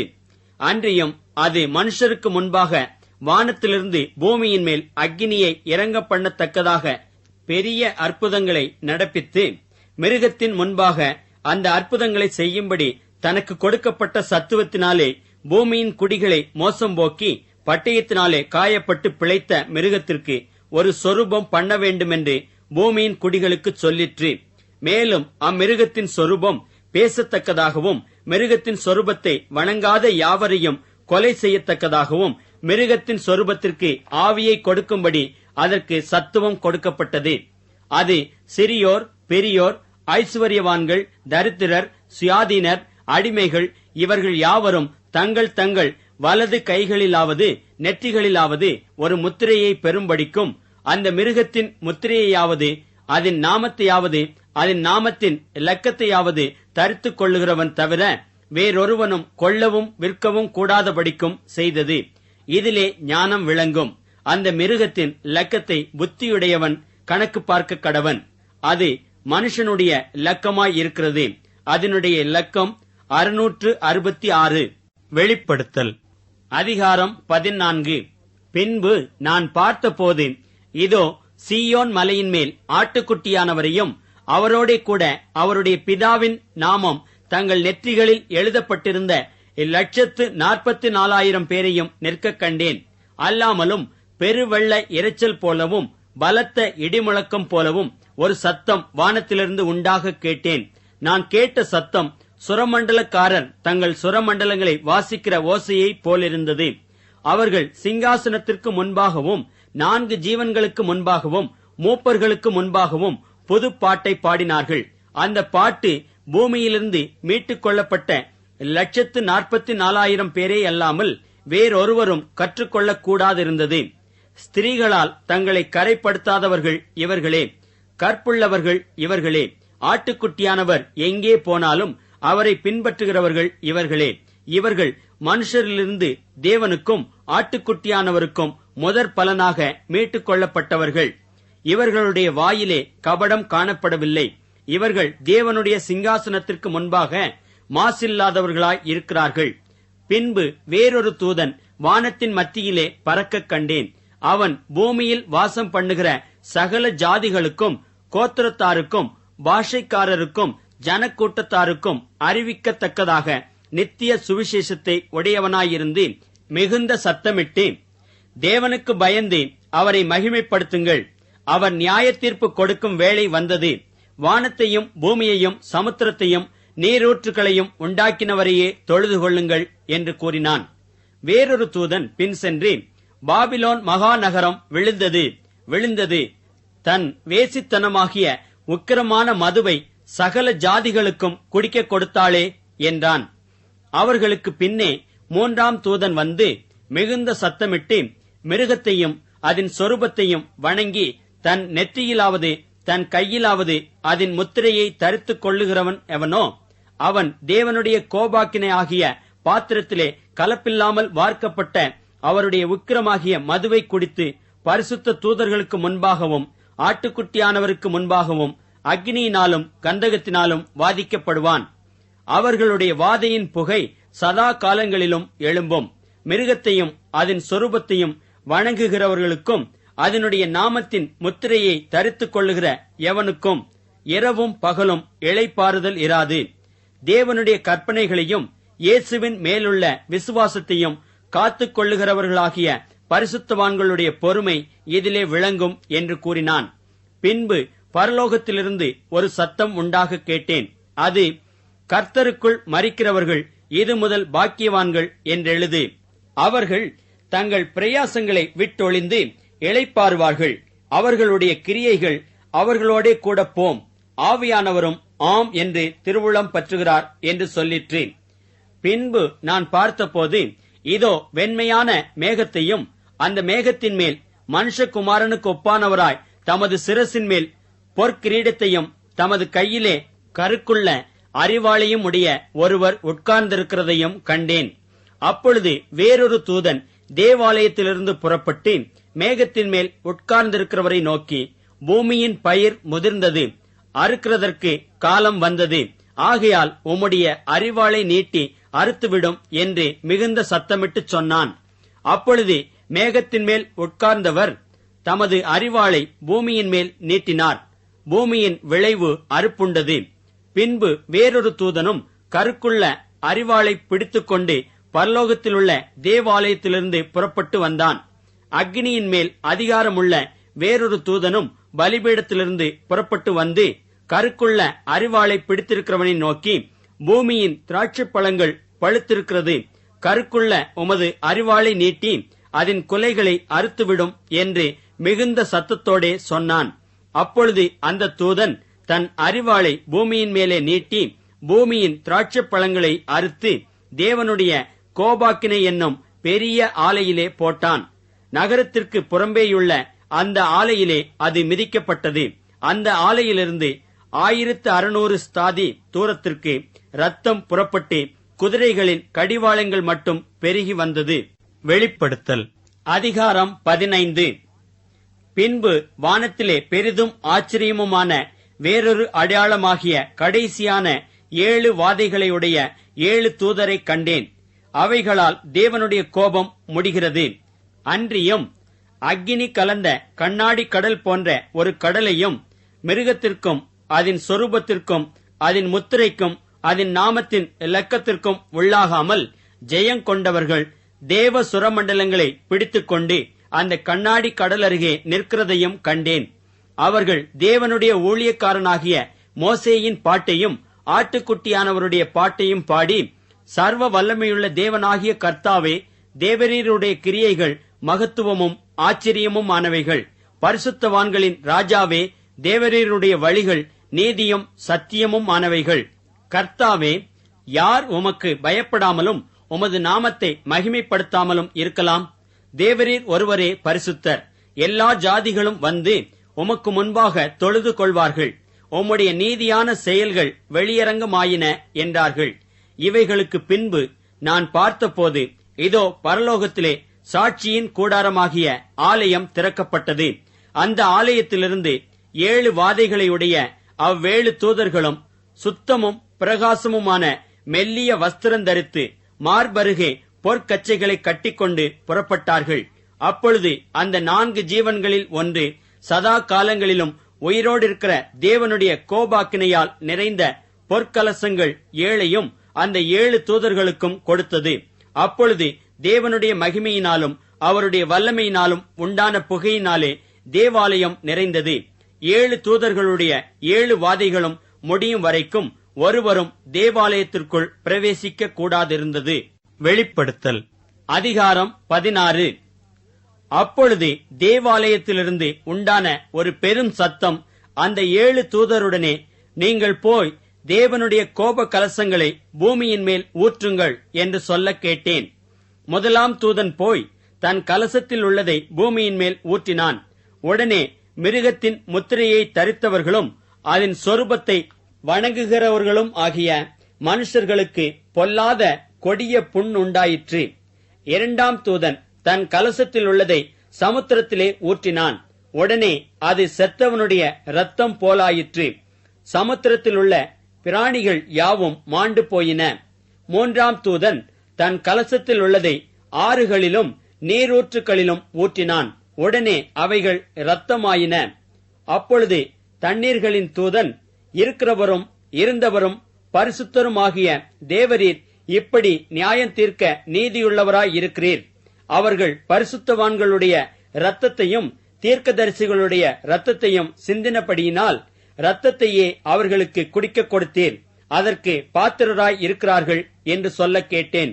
பலிபீடத்திலிருந்து வேறொருவன், ஆம், சர்வ வல்லமையுள்ள தேவனாகிய கர்த்தாவே, உம்முடைய நியாய தீர்ப்புகள் சத்தியமும் நீதியுமானவைகள் என்று சொல்ல கேட்டேன். 4ஆம் தூதன் தன் கலசத்தில் உள்ளதை சூரியன் மேல் ஊற்றினான். தீயினால் மனுஷரை தகிக்கும்படி அதற்கு அதிகாரம் கொடுக்கப்பட்டது. அப்பொழுது மனுஷர்கள் மிகுந்த உஷ்ணத்தினாலே தகிக்கப்பட்டு இந்த வாதைகளை செய்ய அதிகாரமுள்ள தேவனுடைய நாமத்தை தூஷித்தார்களே அல்லாமல் அவரை மகிமைப்படுத்த மனம் திரும்பவில்லை. 5ஆம் தூதன் தன் கலசத்தில் உள்ளதை மிருகத்தினுடைய சிங்காசனத்தின் மேல் ஊற்றினான். அப்பொழுது அதன் ராஜ்யம் இருளடைந்தது. அவர்கள் வருத்தத்தினாலே தங்கள் நாவுகளை கடித்துக்கொண்டு தங்கள் வருத்தங்களாலும் தங்கள் புண்களாலும் பரலோகத்தின் தேவனை தூஷித்தார்களே அல்லாமல் தங்கள் கிரியைகளை விட்டு மனம் திரும்பவில்லை. 6ஆம் தூதன் தன் கலசத்தில் உள்ளதை ஐபிராத் என்னும் பெரிய நதியின் மேல் ஊற்றினான். அப்பொழுது சூரியன் உதிக்கும் திசையிலிருந்து வரும் ராஜாக்களுக்கு வழி ஆயத்தமாகும்படி அந்த நதியின் தண்ணீர் வற்றிப் போயிற்று. அப்பொழுது வலு சர்ப்பத்தின் வாயிலும் மிருகத்தின் வாயிலும் கள்ளத்தீர்க்கதரிசியின் வாயிலுமிருந்து தவளைகளுக்கு ஒப்பான 3 அசுத்தாவிகள் புறப்பட்டு வர கண்டேன். அவைகள் அற்புதங்களை செய்கிற பிசாசுகளின் ஆவிகள். அவைகள் பூலோகமெங்குமுள்ள ராஜாக்களை சர்வ வல்லமையுள்ள தேவனுடைய மகா நாளில் நடக்கும் யுத்தத்திற்கு கூட்டிச் சேர்க்கும்படிக்கு புறப்பட்டு போகிறது. இதோ திருடனைப் போல் வருகிறேன். தன் மானம் காணப்படத்தக்கதாக நிர்வாணமாய் நடவாதபடிக்கு விழித்துக்கொண்டு தன் வஸ்திரங்களை காத்துக் கொள்ளுகிறவன் பாக்கியவான். அப்பொழுது எபிரேயு பாஷையிலே அர்மகதோன் என்னப்பட்ட இடத்திலே அவர்களை கூட்டிச் சேர்த்தான். 7ஆம் தூதன் தன் கலசத்தில் உள்ளதை ஆகாயத்தில் ஊற்றினான். அப்பொழுது பரலோகத்தின் ஆலயத்திலுள்ள சிங்காசனத்திலிருந்து ஆயிற்று என்று சொல்லிய பெருஞ்சத்தம் பிறந்தது. சத்தங்களும் இடி முழக்கங்களும் மின்னல்களும் உண்டாயின. பூமி மிகவும் அதிர்ந்தது. பூமியின் மேல் மனுஷர்கள் உண்டான நாள் முதற்கொண்டு அப்படிப்பட்ட பெரிய அதிர்ச்சி உண்டானதில்லை. அப்பொழுது மகா நகரம் 3 பங்காக பிரிக்கப்பட்டது. புறஜாதிகளுடைய பட்டணங்கள் விழுந்தன. மகா பாபிலோனுக்கு தேவனுடைய உக்கிரமான கோபாக்கினையாகிய மதுவுள்ள பாத்திரத்தை கொடுக்கும்படி அது அவருக்கு முன்பாக நினைப்பூட்டப்பட்டது. தீவுகள் யாவும் அகன்று போயின. பர்வதங்கள் காணப்படாமற் போயின. தாளந்து நிறையான பெரிய கல் மழையும் வானத்திலிருந்து மனுஷர் மேல் விழுந்தது. அந்த கல் மழையினால் உண்டான வாதையின் நிமித்தம் மனுஷர்கள் தேவனை தூஷித்தார்கள். அந்த வாதை மகா கொடிதாயிருந்தது. வெளிப்படுத்தல் அதிகாரம் 17. 7 கலசங்களையுடைய அந்த 7 தூதரில் ஒருவன் வந்து என்னோடே பேசி, நீ வா, திரளான தண்ணீர்கள் மேல் உட்கார்ந்திருக்கிற மகா வேசியோடே பூமியின் ராஜாக்கள் வேசித்தனம் பண்ணினார்களே, அவளுடைய வேசித்தனமாகிய மதுவால் பூமியின் குடிகளும் வெறி கொண்டிருந்தார்களே, அவளுக்கு வருகிற ஆக்கினியை உனக்கு காண்பிப்பேன் என்று சொல்லி ஆவிக்குள் என்னை வனாந்தரத்திற்கு கொண்டு போனான். அப்பொழுது 7 தலைகளையும் 10 கொம்புகளையும் உடையதும் தூஷணமான நாமங்களால் நிறைந்ததுமான சிவப்பு நிறமுள்ள மிருகத்தின் மேல் ஒரு ஸ்திரீ ஏறி இருக்க கண்டேன். அந்த ஸ்திரீ இரத்தாம்பரமும் சிவப்பான ஆடையும் தரித்து பொன்னினாலும் ரத்தினங்களினாலும் முத்துக்களினாலும் சிங்காரிக்கப்பட்டு தன் வேசித்தனமாகிய அருவருப்புகளாலும் அசுத்தத்தாலும் நிறைந்த பொற்பாத்திரத்தை தன் கையிலே பிடித்திருந்தாள். மேலும் ரகசியம், மகா பாபிலோன் வேசிகளுக்கும் பூமியிலுள்ள அருவருப்புகளுக்கும் தாய் என்னும் நாமம் அவள் நெற்றியில் எழுதியிருந்தது. அந்த ஸ்திரீ பரிசுத்தவான்களின் இரத்தத்தினாலும் இயேசுவினுடைய சாட்சிகளின் இரத்தத்தினாலும் வெறி கொண்டிருக்கிறதைக் கண்டேன். அவளைக் கண்டு நான் மிகவும் ஆச்சரியப்பட்டேன். அப்பொழுது தூதனானவன் என்னை நோக்கி, ஏன் ஆச்சரியப்படுகிறாய்? இந்த ஸ்திரீயினுடைய ரகசியத்தையும் 7 தலைகளையும் 10 கொம்புகளையும் உடையதாய் இவளை சுமக்கிற மிருகத்தினுடைய ரகசியத்தையும் உனக்கு சொல்லுகிறேன். நீ கண்ட மிருகம் முன்னே இருந்தது, இப்பொழுது இல்லை. அது பாதாளத்திலிருந்து ஏறி வந்து நாசமடையப் போகிறது. உலகத் தோற்றம் முதல் ஜீவ புஸ்தகத்தில் பேரெழுதப்பட்டிராத பூமியின் குடிகள் இருந்ததும் இராமற் போனதும் இனி இருப்பதுமாயிருக்கிற மிருகத்தை பார்த்து ஆச்சரியப்படுவார்கள். ஞானமுள்ள மனம் இதிலே விளங்கும். அந்த 7 தலைகளும் அந்த ஸ்திரீ உட்கார்ந்திருக்கிற 7 மலைகளாம். அவைகள் 7 ராஜாக்களாம். இவர்களில் 5 பேர் விழுந்தார்கள். ஒருவன் இருக்கிறான், மற்றவன் இன்னும் வரவில்லை. வரும்போது அவன் கொஞ்ச காலம் தரித்திருக்க வேண்டும். இருந்ததும் இராததுமாகிய மிருகமே 8ஆவதானவனும் அவ்வேளிலிருந்து தோன்றுகிறவனும் நாசமடையப் போகிறவனுமாய் இருக்கிறான். நீ கண்ட 10 கொம்புகளும் 10 ராஜாக்களாம். இவர்கள் இன்னும் ராஜ்யம் பெறவில்லை. இவர்கள் மிருகத்துடனே கூட 1 மணி நேரமளவும் ராஜாக்கள் போல அதிகாரம் பெற்றுக் கொள்ளுகிறார்கள். இவர்கள் ஒரே யோசனை உள்ளவர்கள். இவர்கள் தங்கள் வல்லமையையும் அதிகாரத்தையும் மிருகத்திற்கு கொடுப்பார்கள். இவர்கள் ஆட்டுக்குட்டியானவருடனே யுத்தம் பண்ணுவார்கள். ஆட்டுக்குட்டியானவர் கர்த்தாதி கர்த்தரும் ராஜாதி ராஜாவுமாய் இருக்கிறபடியால் அவர்களை ஜெயிப்பார். அவரோடு கூட இருக்கிறவர்கள் அழைக்கப்பட்டவர்களும் தெரிந்து கொள்ளப்பட்டவர்களும் உண்மையுள்ளவர்களுமாய் இருக்கிறார்கள் என்றான். பின்னும் அவன் என்னை நோக்கி, அந்த வேசி உட்கார்ந்திருக்கிற தண்ணீர்களைக் கண்டாயே? அவைகள் ஜனங்களும் கூட்டங்களும் ஜாதிகளும் பாஷைக்காரருமாம். நீ மிருகத்தின் மேல் கண்ட 10 கொம்புகளானவர்கள் அந்த வேசியை பகைத்து அவளை பாழும் நிர்வாணமுமாக்கி அவளுடைய மாம்சத்தை பட்சித்து அவளை நெருப்பினால் சுட்டெரித்து போடுவார்கள். தேவன் தம்முடைய வார்த்தைகள் நிறைவேறும் அளவும் அவர்கள் தமது யோசனையை நிறைவேற்றுகிறதற்கும் ஒரே யோசனை உள்ளவர்களாயிருந்து தங்கள் ராஜ்யத்தை மிருகத்திற்கு கொடுக்கிறதற்கும் அவர்களுடைய இருதயங்களை ஏவினார். நீ கண்ட ஸ்திரீயானவள் பூமியின் ராஜாக்கள் மேல் ராஜ்யபாரம் பண்ணுகிற மகா நகரமே யாம் என்றான். வெளிப்படுத்தல் அதிகாரம் 18. இவைகளுக்கு பின்பு வேறொரு தூதன் மிகுந்த அதிகாரமுடையவனாய் வானத்திலிருந்து இறங்கி வரக் கண்டேன். அவனுடைய மகிமையினால் பூமி பிரகாசமாயிற்று. அவன் பலத்த சத்தமிட்டு, மகா பாபிலோன் விழுந்தது, விழுந்தது, அது பேய்களுடைய குடியிருப்பும் சகலவித அசுத்த ஆவிகளுடைய காவல் வீடும் அசுத்தமும் அருவருப்பும் உள்ள சகலவித பறவைகளுடைய கூடும் ஆயிற்று. அவளுடைய வேசித்தனத்தின் உக்கிரமான மதுவை எல்லா ஜாதிகளும் குடித்தார்கள். பூமியின் ராஜாக்கள் அவளோடே வேசித்தனம் பண்ணினார்கள். பூமியின் வர்த்தகர் அவளுடைய செல்வ செருக்கின் மிகுதியினால் ஐஸ்வர்யவான்கள் ஆனார்கள் என்று விளம்பினான். பின்பு வேறொரு சத்தம் வானத்திலிருந்து உண்டாக கேட்டேன். அது, என் ஜனங்களே, நீங்கள் அவளுடைய பாவங்களுக்கு உடன்படாமலும் அவளுக்கு நேரிடும் வாதைகளில் அகப்படாமலும் இருக்கும்படிக்கு அவளை விட்டு வெளியே வாருங்கள். அவளுடைய பாவம் வானபரியந்தம் எட்டினது. அவளுடைய அநியாயங்களை தேவன் நினைவு கூர்ந்தார். அவள் உங்களுக்கு பலன் அளித்தது போல நீங்களும் அவளுக்கு பலன் அளியுங்கள். அவளுடைய கிரியைகளுக்கு தக்கதாக அவளுக்கு இரட்டிப்பாக கொடுத்து தீருங்கள். அவள் உங்களுக்கு கலந்து கொடுத்த பாத்திரத்திலே இரட்டிப்பாக அவளுக்கு கலந்து கொடுங்கள். அவள் தன்னை மகிமைப்படுத்தி செல்வச் செருக்காய் வாழ்ந்தது எவ்வளவோ அவ்வளவாய் வாதையையும் துக்கத்தையும் அவளுக்கு கொடுங்கள். நான் ராஜஸ்திரீயாய் வீற்றிருக்கிறேன், நான் கைம்பெண்ணல்ல, நான் துக்கத்தை காண்பதில்லை என்று அவள் தன் இருதயத்திலே எண்ணினாள். ஆகையால் அவளுக்கு வரும் வாதைகளாகிய சாவும் துக்கமும் பஞ்சமும் ஒரே நாளிலே வரும். அவள் அக்கினியினாலே சுட்டரிக்கப்படுவாள். அவளுக்கு நியாயத்தீர்ப்பு கொடுக்கும் தேவனாகிய கர்த்தர் வல்லமையுள்ளவர். அவளுடனே வேசித்தனம் செய்து செல்வ செருக்காய் வாழ்ந்த பூமியின் ராஜாக்களும் அவள் வேகிறதுனால் உண்டான புகையை காணும்போது அவளுக்காக அழுது புலம்பி அவளுக்கு உண்டான வாதையினால் பயந்து தூரத்திலே நின்று, ஐயையோ, பாபிலோன் மகாநகரமே, பலமான பட்டணமே, ஒரே நாளிகையில் உனக்கு ஆக்கினை வந்ததே என்பார்கள்.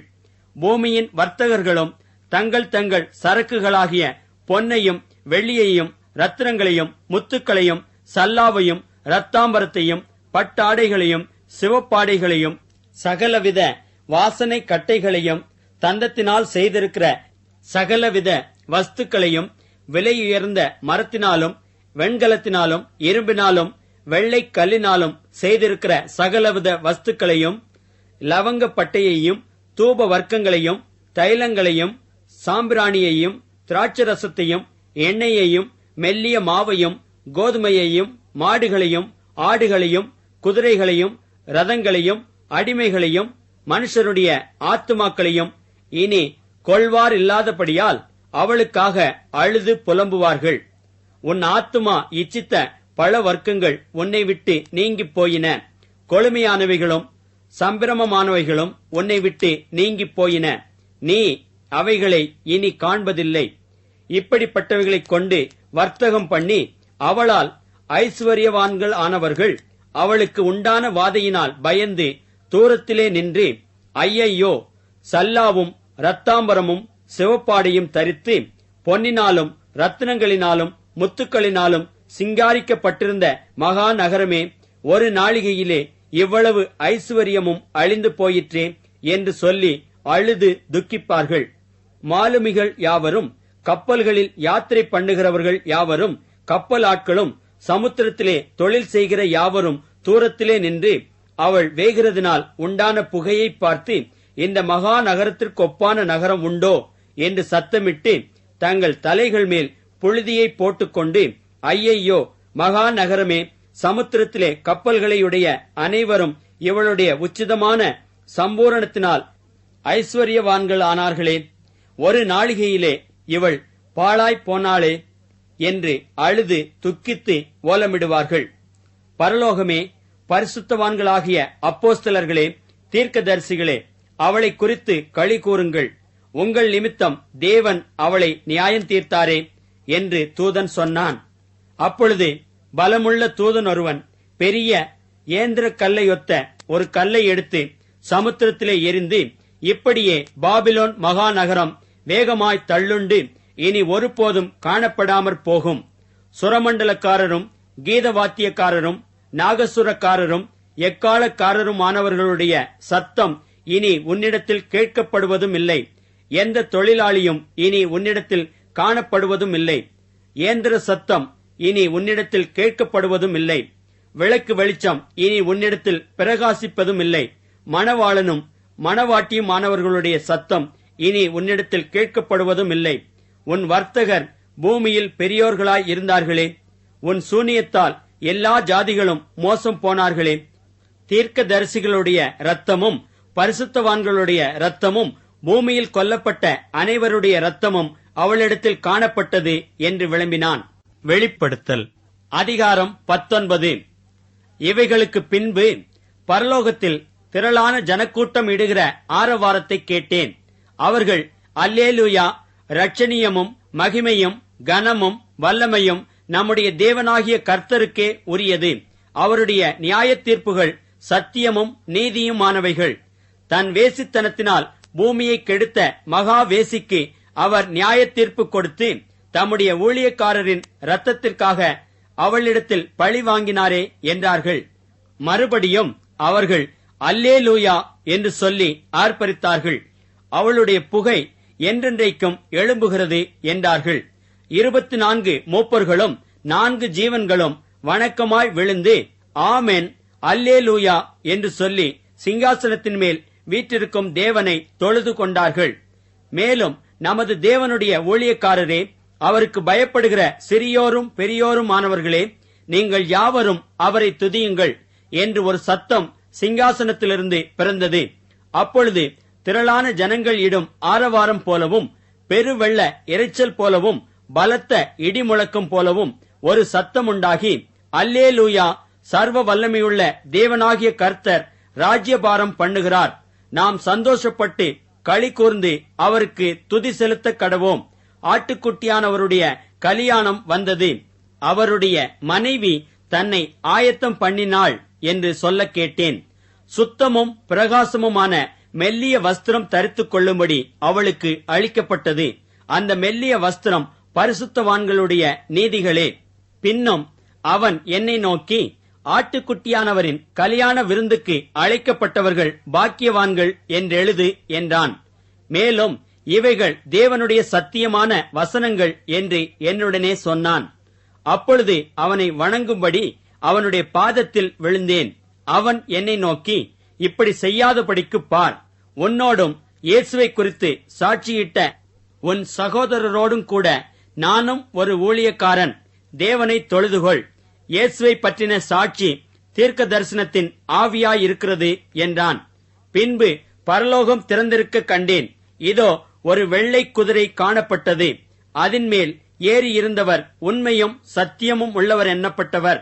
அவர் நீதியாய் நியாயம் தீர்த்து யுத்தம் பண்ணுகிறார். அவருடைய கண்கள் அக்கினி ஜுவாலையை போலிருந்தன. அவருடைய சிரசின் மேல் அநேக கிரீடங்கள் இருந்தன. அவருக்கே அன்றி வேறொருவருக்கும் தெரியாத ஒரு நாமமும் எழுதியிருந்தது. இரத்தத்தில் தோய்க்கப்பட்ட வஸ்திரத்தை தரித்திருந்தார். அவருடைய நாமம் தேவனுடைய வார்த்தை என்பதே. பரலோகத்திலுள்ள சேனைகள் வெண்மையும் சுத்தமுமான மெல்லிய வஸ்திரம் தரித்தவர்களாய் வெள்ளை குதிரைகளின் மேல் ஏறி அவருக்கு பின் சென்றார்கள். புறஜாதிகளை வெட்டும்படிக்கு அவருடைய வாயிலிருந்து கூர்மையான பட்டயம் புறப்படுகிறது. இருப்பு கோலால் அவர்களை அரசாளுவார். அவர் சர்வ வல்லமையுள்ள தேவனுடைய உக்கிர கோபமாகிய மது உள்ள ஆலையை மிதிக்கிறார். ராஜாதி ராஜா, கர்த்தாதி கர்த்தா என்னும் நாமம் அவருடைய வஸ்திரத்தின் மேலும் அவருடைய தொடையின் மேலும் எழுதப்பட்டிருந்தது. பின்பு ஒரு தூதன் சூரியனில் நிற்க கண்டேன்.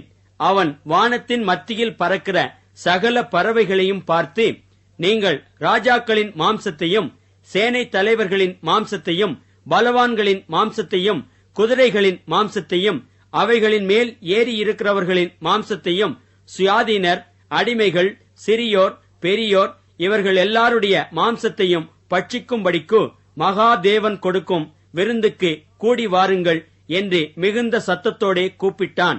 பின்பு மிருகமும் பூமியின் ராஜாக்களும் அவர்களுடைய சேனைகளும் குதிரையின் மேல் ஏறி இருக்கிறவரோடும் அவருடைய சேனையோடும் யுத்தம் பண்ணும்படிக்கு கூடிவரக் கண்டேன். அப்பொழுது மிருகம் பிடிக்கப்பட்டது. மிருகத்தின் முன்பாக செய்த அற்புதங்களால் அதன் முத்திரையை தரித்தவர்களையும் அதன் சொரூபத்தை வணங்கினவர்களையும் மோசம் போக்கின கள்ள தீர்க்கதரிசியும் கூட பிடிக்கப்பட்டான். இருவரும் கந்தகம் எரிகிற அக்கினி கடலிலே உயிரோடே தள்ளப்பட்டார்கள். மற்றவர்கள் குதிரையின் மேல் ஏறினவருடைய வாயிலிருந்து புறப்படுகிற பட்டயத்தால் கொல்லப்பட்டார்கள். அவர்களுடைய மாம்சத்தினால் பறவைகள் யாவும் திருப்தி அடைந்தன. வெளிப்படுத்தல் அதிகாரம் 20. ஒரு தூதன் பாதாளத்தின் திறவுகோலையும் பெரிய சங்கிலியையும் தன் கையிலே பிடித்துக்கொண்டு வானத்திலிருந்து இறங்கி வரக் கண்டேன். பிசாஸ் என்றும் சாத்தான் என்றும் சொல்லப்பட்ட பழைய பாம்பாகிய வலு சர்ப்பத்தை அவன் பிடித்து அதை 1000 வருஷம் அளவும் கட்டி வைத்து அந்த 1000 வருஷம் நிறைவேறும் வரைக்கும் அது ஜனங்களை மோசம் போக்காத படிக்கு அதை பாதாளத்திலே தள்ளி அடைத்து அதன் மேல் முத்திரை போட்டான். அதற்கு பின்பு அது கொஞ்ச காலம் விடுதலையாக வேண்டும். அன்றியும் நான் சிங்காசனங்களைக் கண்டேன். அவைகளின் மேல் உட்கார்ந்தார்கள். நியாயத்தீர்ப்பு கொடுக்கும்படி அவர்களுக்கு அதிகாரம் அளிக்கப்பட்டது. இயேசுவை பற்றிய சாட்சியின் நிமித்தமும் தேவனுடைய வசனத்தின் நிமித்தமும் சிரச்சேதம் பண்ணப்பட்டவர்களுடைய ஆத்துமாக்களையும் மிருகத்தையாவது அதன் சொரூபத்தையாவது வணங்காமலும் தங்கள் நெற்றியிலும் தங்கள் கையிலும் அதன் முத்திரையை தரித்துக் கொள்ளாமலும் இருந்தவர்களையும் கண்டேன். அவர்கள் உயிர்த்து கிறிஸ்துவுடனே கூட 1000 வருஷம் அரசாண்டார்கள். மரணமடைந்த மற்றவர்கள் அந்த 1000 வருஷம் முடியும் அளவும் உயிரடையவில்லை. இதுவே முதலாம் உயிர்த்தெழுதல். முதலாம் உயிர்த்தெழுதலுக்கு பங்குள்ளவன் பாக்கியவானும் பரிசுத்தவானுமாயிருக்கிறான். இவர்கள் மேல் இரண்டாம் மரணத்திற்கு அதிகாரம் இல்லை. இவர்கள் தேவனுக்கும் கிறிஸ்துவுக்கும் முன்பாக ஆசாரியராயிருந்து அவரோடே கூட 1000 வருஷம் அரசாளுவார்கள். அந்த 1000 வருஷம் முடியும் போது சாத்தான் தன் காவலிலிருந்து விடுதலையாகி பூமியின் 4 திசைகளிலும் உள்ள ஜாதிகளாகிய கோகையும் மாகோகையும் மோசம் போக்கும்படிக்கும் அவர்களை யுத்தத்திற்கு கூட்டிக் கொள்ளும்படிக்கும் புறப்படுவான். அவர்களுடைய தொகை கடற்கரை மணலத்தனையாயிருக்கும். அவர்கள் பூமியெங்கும் பரம்பி பரிசுத்தவான்களுடைய பாளையத்தையும் பிரியமான நகரத்தையும் வளைந்து கொண்டார்கள். அப்பொழுது தேவனால் வானத்திலிருந்து அக்கினி இறங்கி அவர்களை பட்சித்து போட்டது. மேலும் அவர்களை மோசம் போக்கின பிசாசானவன் மிருகமும் கள்ள தீர்க்கதரிசியும் இருக்கிற இடமாகிய அக்கினியும் கந்தகமுமான கடலிலே தள்ளப்பட்டான். அவர்கள் இரவும் பகலும் சதா காலங்களிலும் வாதிக்கப்படுவார்கள். பின்பு நான் பெரிய வெள்ளை சிங்காசனத்தையும் அதன் மேல் வீற்றிருக்கிறவரையும் கண்டேன். அவருடைய சமூகத்திலிருந்து பூமியும் வானமும் அகன்று போயின. அவைகளுக்கு இடம் காணப்படவில்லை. மரித்தோராகிய சிறியோரையும் பெரியோரையும் தேவனுக்கு முன்பாக நிற்கக் கண்டேன். அப்பொழுது புஸ்தகங்கள் திறக்கப்பட்டன. ஜீவ புஸ்தகம் என்னும் வேறொரு புஸ்தகமும் திறக்கப்பட்டது. அப்பொழுது அந்த புஸ்தகங்களில் எழுதப்பட்டவைகளின்படியே மரித்தோர் தங்கள் தங்கள் கிரியைகளுக்கு தக்கதாக நியாய தீர்ப்பு அடைந்தார்கள். சமுத்திரம் தன்னிலுள்ள மரித்தோரை ஒப்புவித்தது. மரணமும் பாதாளமும் தங்களிலுள்ள மரித்தோரை ஒப்புவித்தன. யாவரும் தங்கள் தங்கள் கிரியைகளின்படியே நியாய தீர்ப்பு அடைந்தார்கள். அப்பொழுது மரணமும் பாதாளமும் அக்கினி கடலிலே தள்ளப்பட்டன. இது இரண்டாம் மரணம். ஜீவ புஸ்தகத்திலே எழுதப்பட்டவனாக காணப்படாதவன் எவனோ அவன் அக்கினி கடலிலே தள்ளப்பட்டான். வெளிப்படுத்தல் அதிகாரம் 21. பின்பு நான் புதிய வானத்தையும் புதிய பூமியையும் கண்டேன். முந்தின வானமும் முந்தின பூமியும் ஒழிந்து போயின. சமுத்திரமும் இல்லாமற் போயிற்று. யோவானாகிய நான் புதிய எருசலேமாகிய பரிசுத்த நகரத்தை தேவனிடத்தினின்று பரலோகத்தை விட்டு இறங்கி வரக் கண்டேன். அது தன் புருஷனுக்காக அலங்கரிக்கப்பட்ட மணவாட்டியைப் போல ஆயத்தமாக்கப்பட்டிருந்தது. மேலும் பரலோகத்திலிருந்து உண்டான ஒரு பெருஞ்சத்தத்தை கேட்டேன். அது, இதோ மனுஷர்களிடத்திலே தேவனுடைய வாசஸ்தலம் இருக்கிறது. அவர்களிடத்திலே அவர் வாசமாயிருப்பார். அவர்களும் அவருடைய ஜனங்களாயிருப்பார்கள். தேவன் தாமே அவர்களோடே கூட இருந்து அவர்களுடைய தேவனாயிருப்பார். அவர்களுடைய கண்ணீர் யாவையும் தேவன் துடைப்பார். இனி மரணமும் இல்லை, துக்கமும் இல்லை, அலறுதலும் இல்லை, வருத்தமும் இல்லை. முந்தினவைகள் ஒளிந்து போயின என்று விளம்பினது. சிங்காசனத்தின் மேல் வீற்றிருந்தவர், இதோ நான் சகலத்தையும் புதிதாக்குகிறேன் என்றார். பின்னும் அவர், இந்த வசனங்கள் சத்தியமும் உண்மையுமானவைகள், இவைகளை எழுது என்றார். அன்றியும் அவர் என்னை நோக்கி, ஆயிற்று, நான் அல்பாவும் ஒமேகாவும் ஆதியும் அந்தமுமாயிருக்கிறேன். தாகமாயிருக்கிறவனுக்கு நான் ஜீவ தண்ணீர் ஊற்றில் இலவசமாய் கொடுப்பேன். ஜெயங்கொள்ளுகிறவன் எல்லாவற்றையும் சுதந்தரித்துக் கொள்ளுவான். நான் அவன் தேவனாயிருப்பேன், அவன் என் குமாரனாயிருப்பான். பயப்படுகிறவர்களும் அவிசுவாசிகளும் அருவருப்பானவர்களும் கொலைபாதகரும் விபசாரக்காரரும் சூனியக்காரரும் விக்கிரக ஆராதனைக்காரரும் பொய்யர் அனைவரும் இரண்டாம் மரணமாகிய அக்கினியும் கந்தகமும் எரிகிற கடலிலே பங்கடைவார்கள் என்றார். பின்பு கடைசியான 7 வாதைகளால் நிறைந்த 7 கலசங்களையுடைய அந்த 7 தூதரில் ஒருவன் என்னிடத்தில் வந்து, நீ இங்கே வா, ஆட்டுக்குட்டியானவருடைய மனைவியாகிய மணவாட்டியை உனக்கு காண்பிக்கிறேன் என்று சொல்லி, பெரிதும் உயரமுமான ஒரு பர்வதத்தின் மேல் என்னை ஆவியில் கொண்டு போய் தேவனுடைய மகிமையை அடைந்த எருசலேமாகிய பரிசுத்த நகரம் பரலோகத்தை விட்டு தேவனிடத்திலிருந்து இறங்கி வருகிறதை எனக்கு காண்பித்தான். அதன் பிரகாசம் மிகவும் விலையுயர்ந்த இரத்தினக்கல்லைப் போலவும் பளிங்கின் ஒளியுள்ள வச்சிரக்கல்லைப் போலவும் இருந்தது. அதற்கு பெரிதும் உயரமுமான மதிலும், கிழக்கே 3 வாசல்கள், வடக்கே 3 வாசல்கள், தெற்கே 3 வாசல்கள், மேற்கே 3 வாசல்கள் ஆக 12 வாசல்களும் இருந்தன.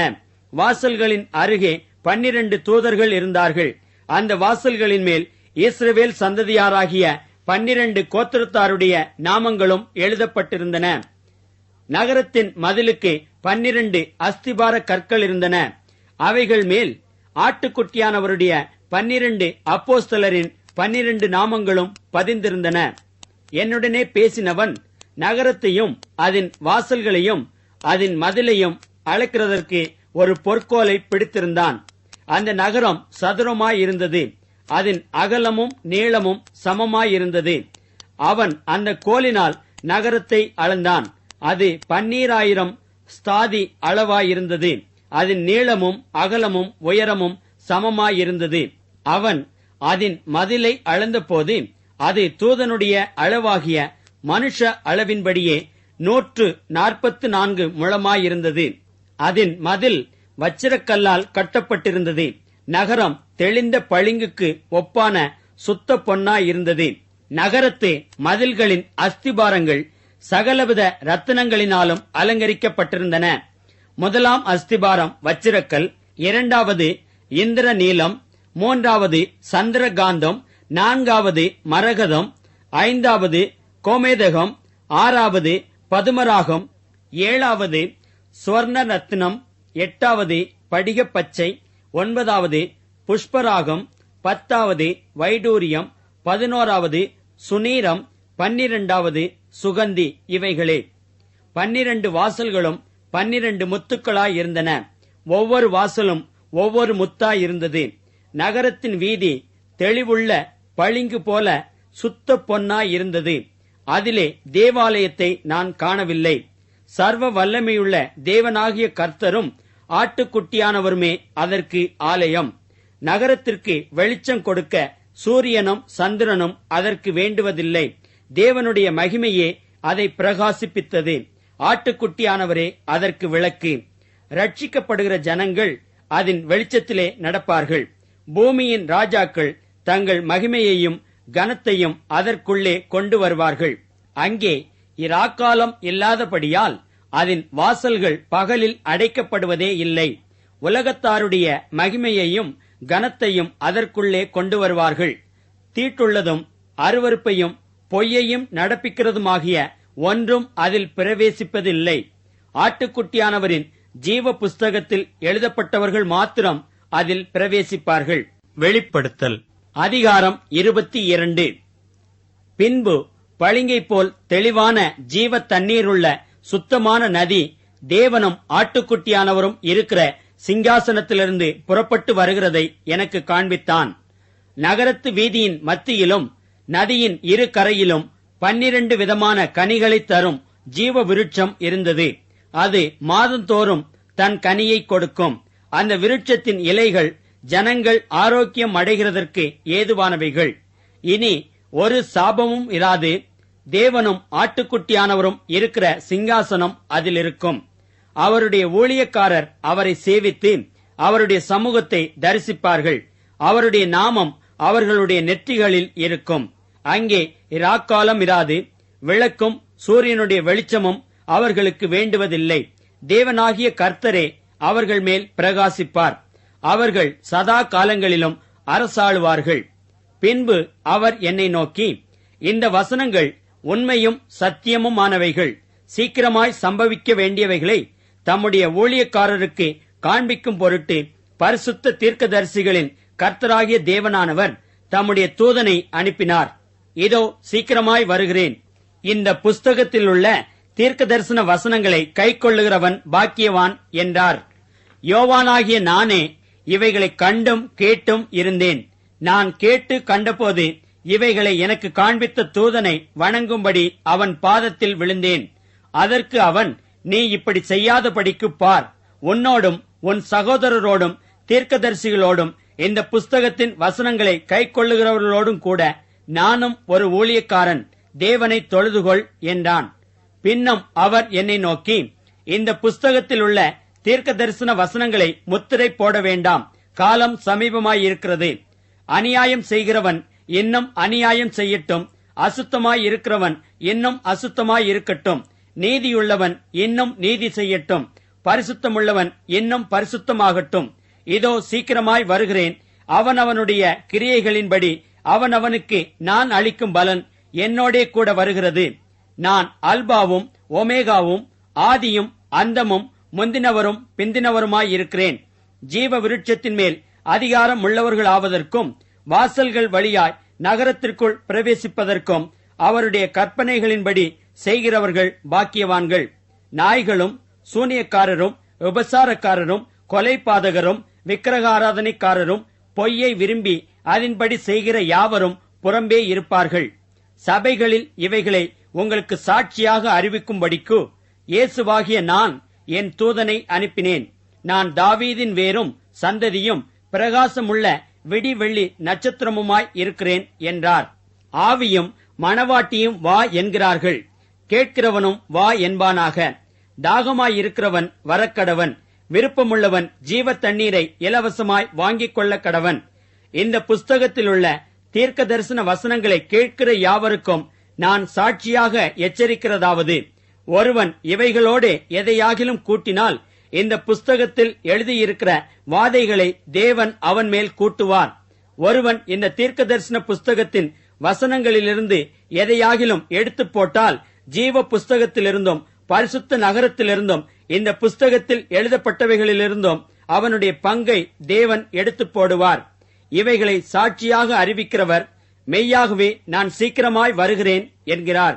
ஆமென். கர்த்தராகிய இயேசுவே வாரும். நம்முடைய கர்த்தராகிய இயேசு கிறிஸ்துவின் கிருபை உங்கள் அனைவரோடும் கூட இருப்பதாக. ஆமென்.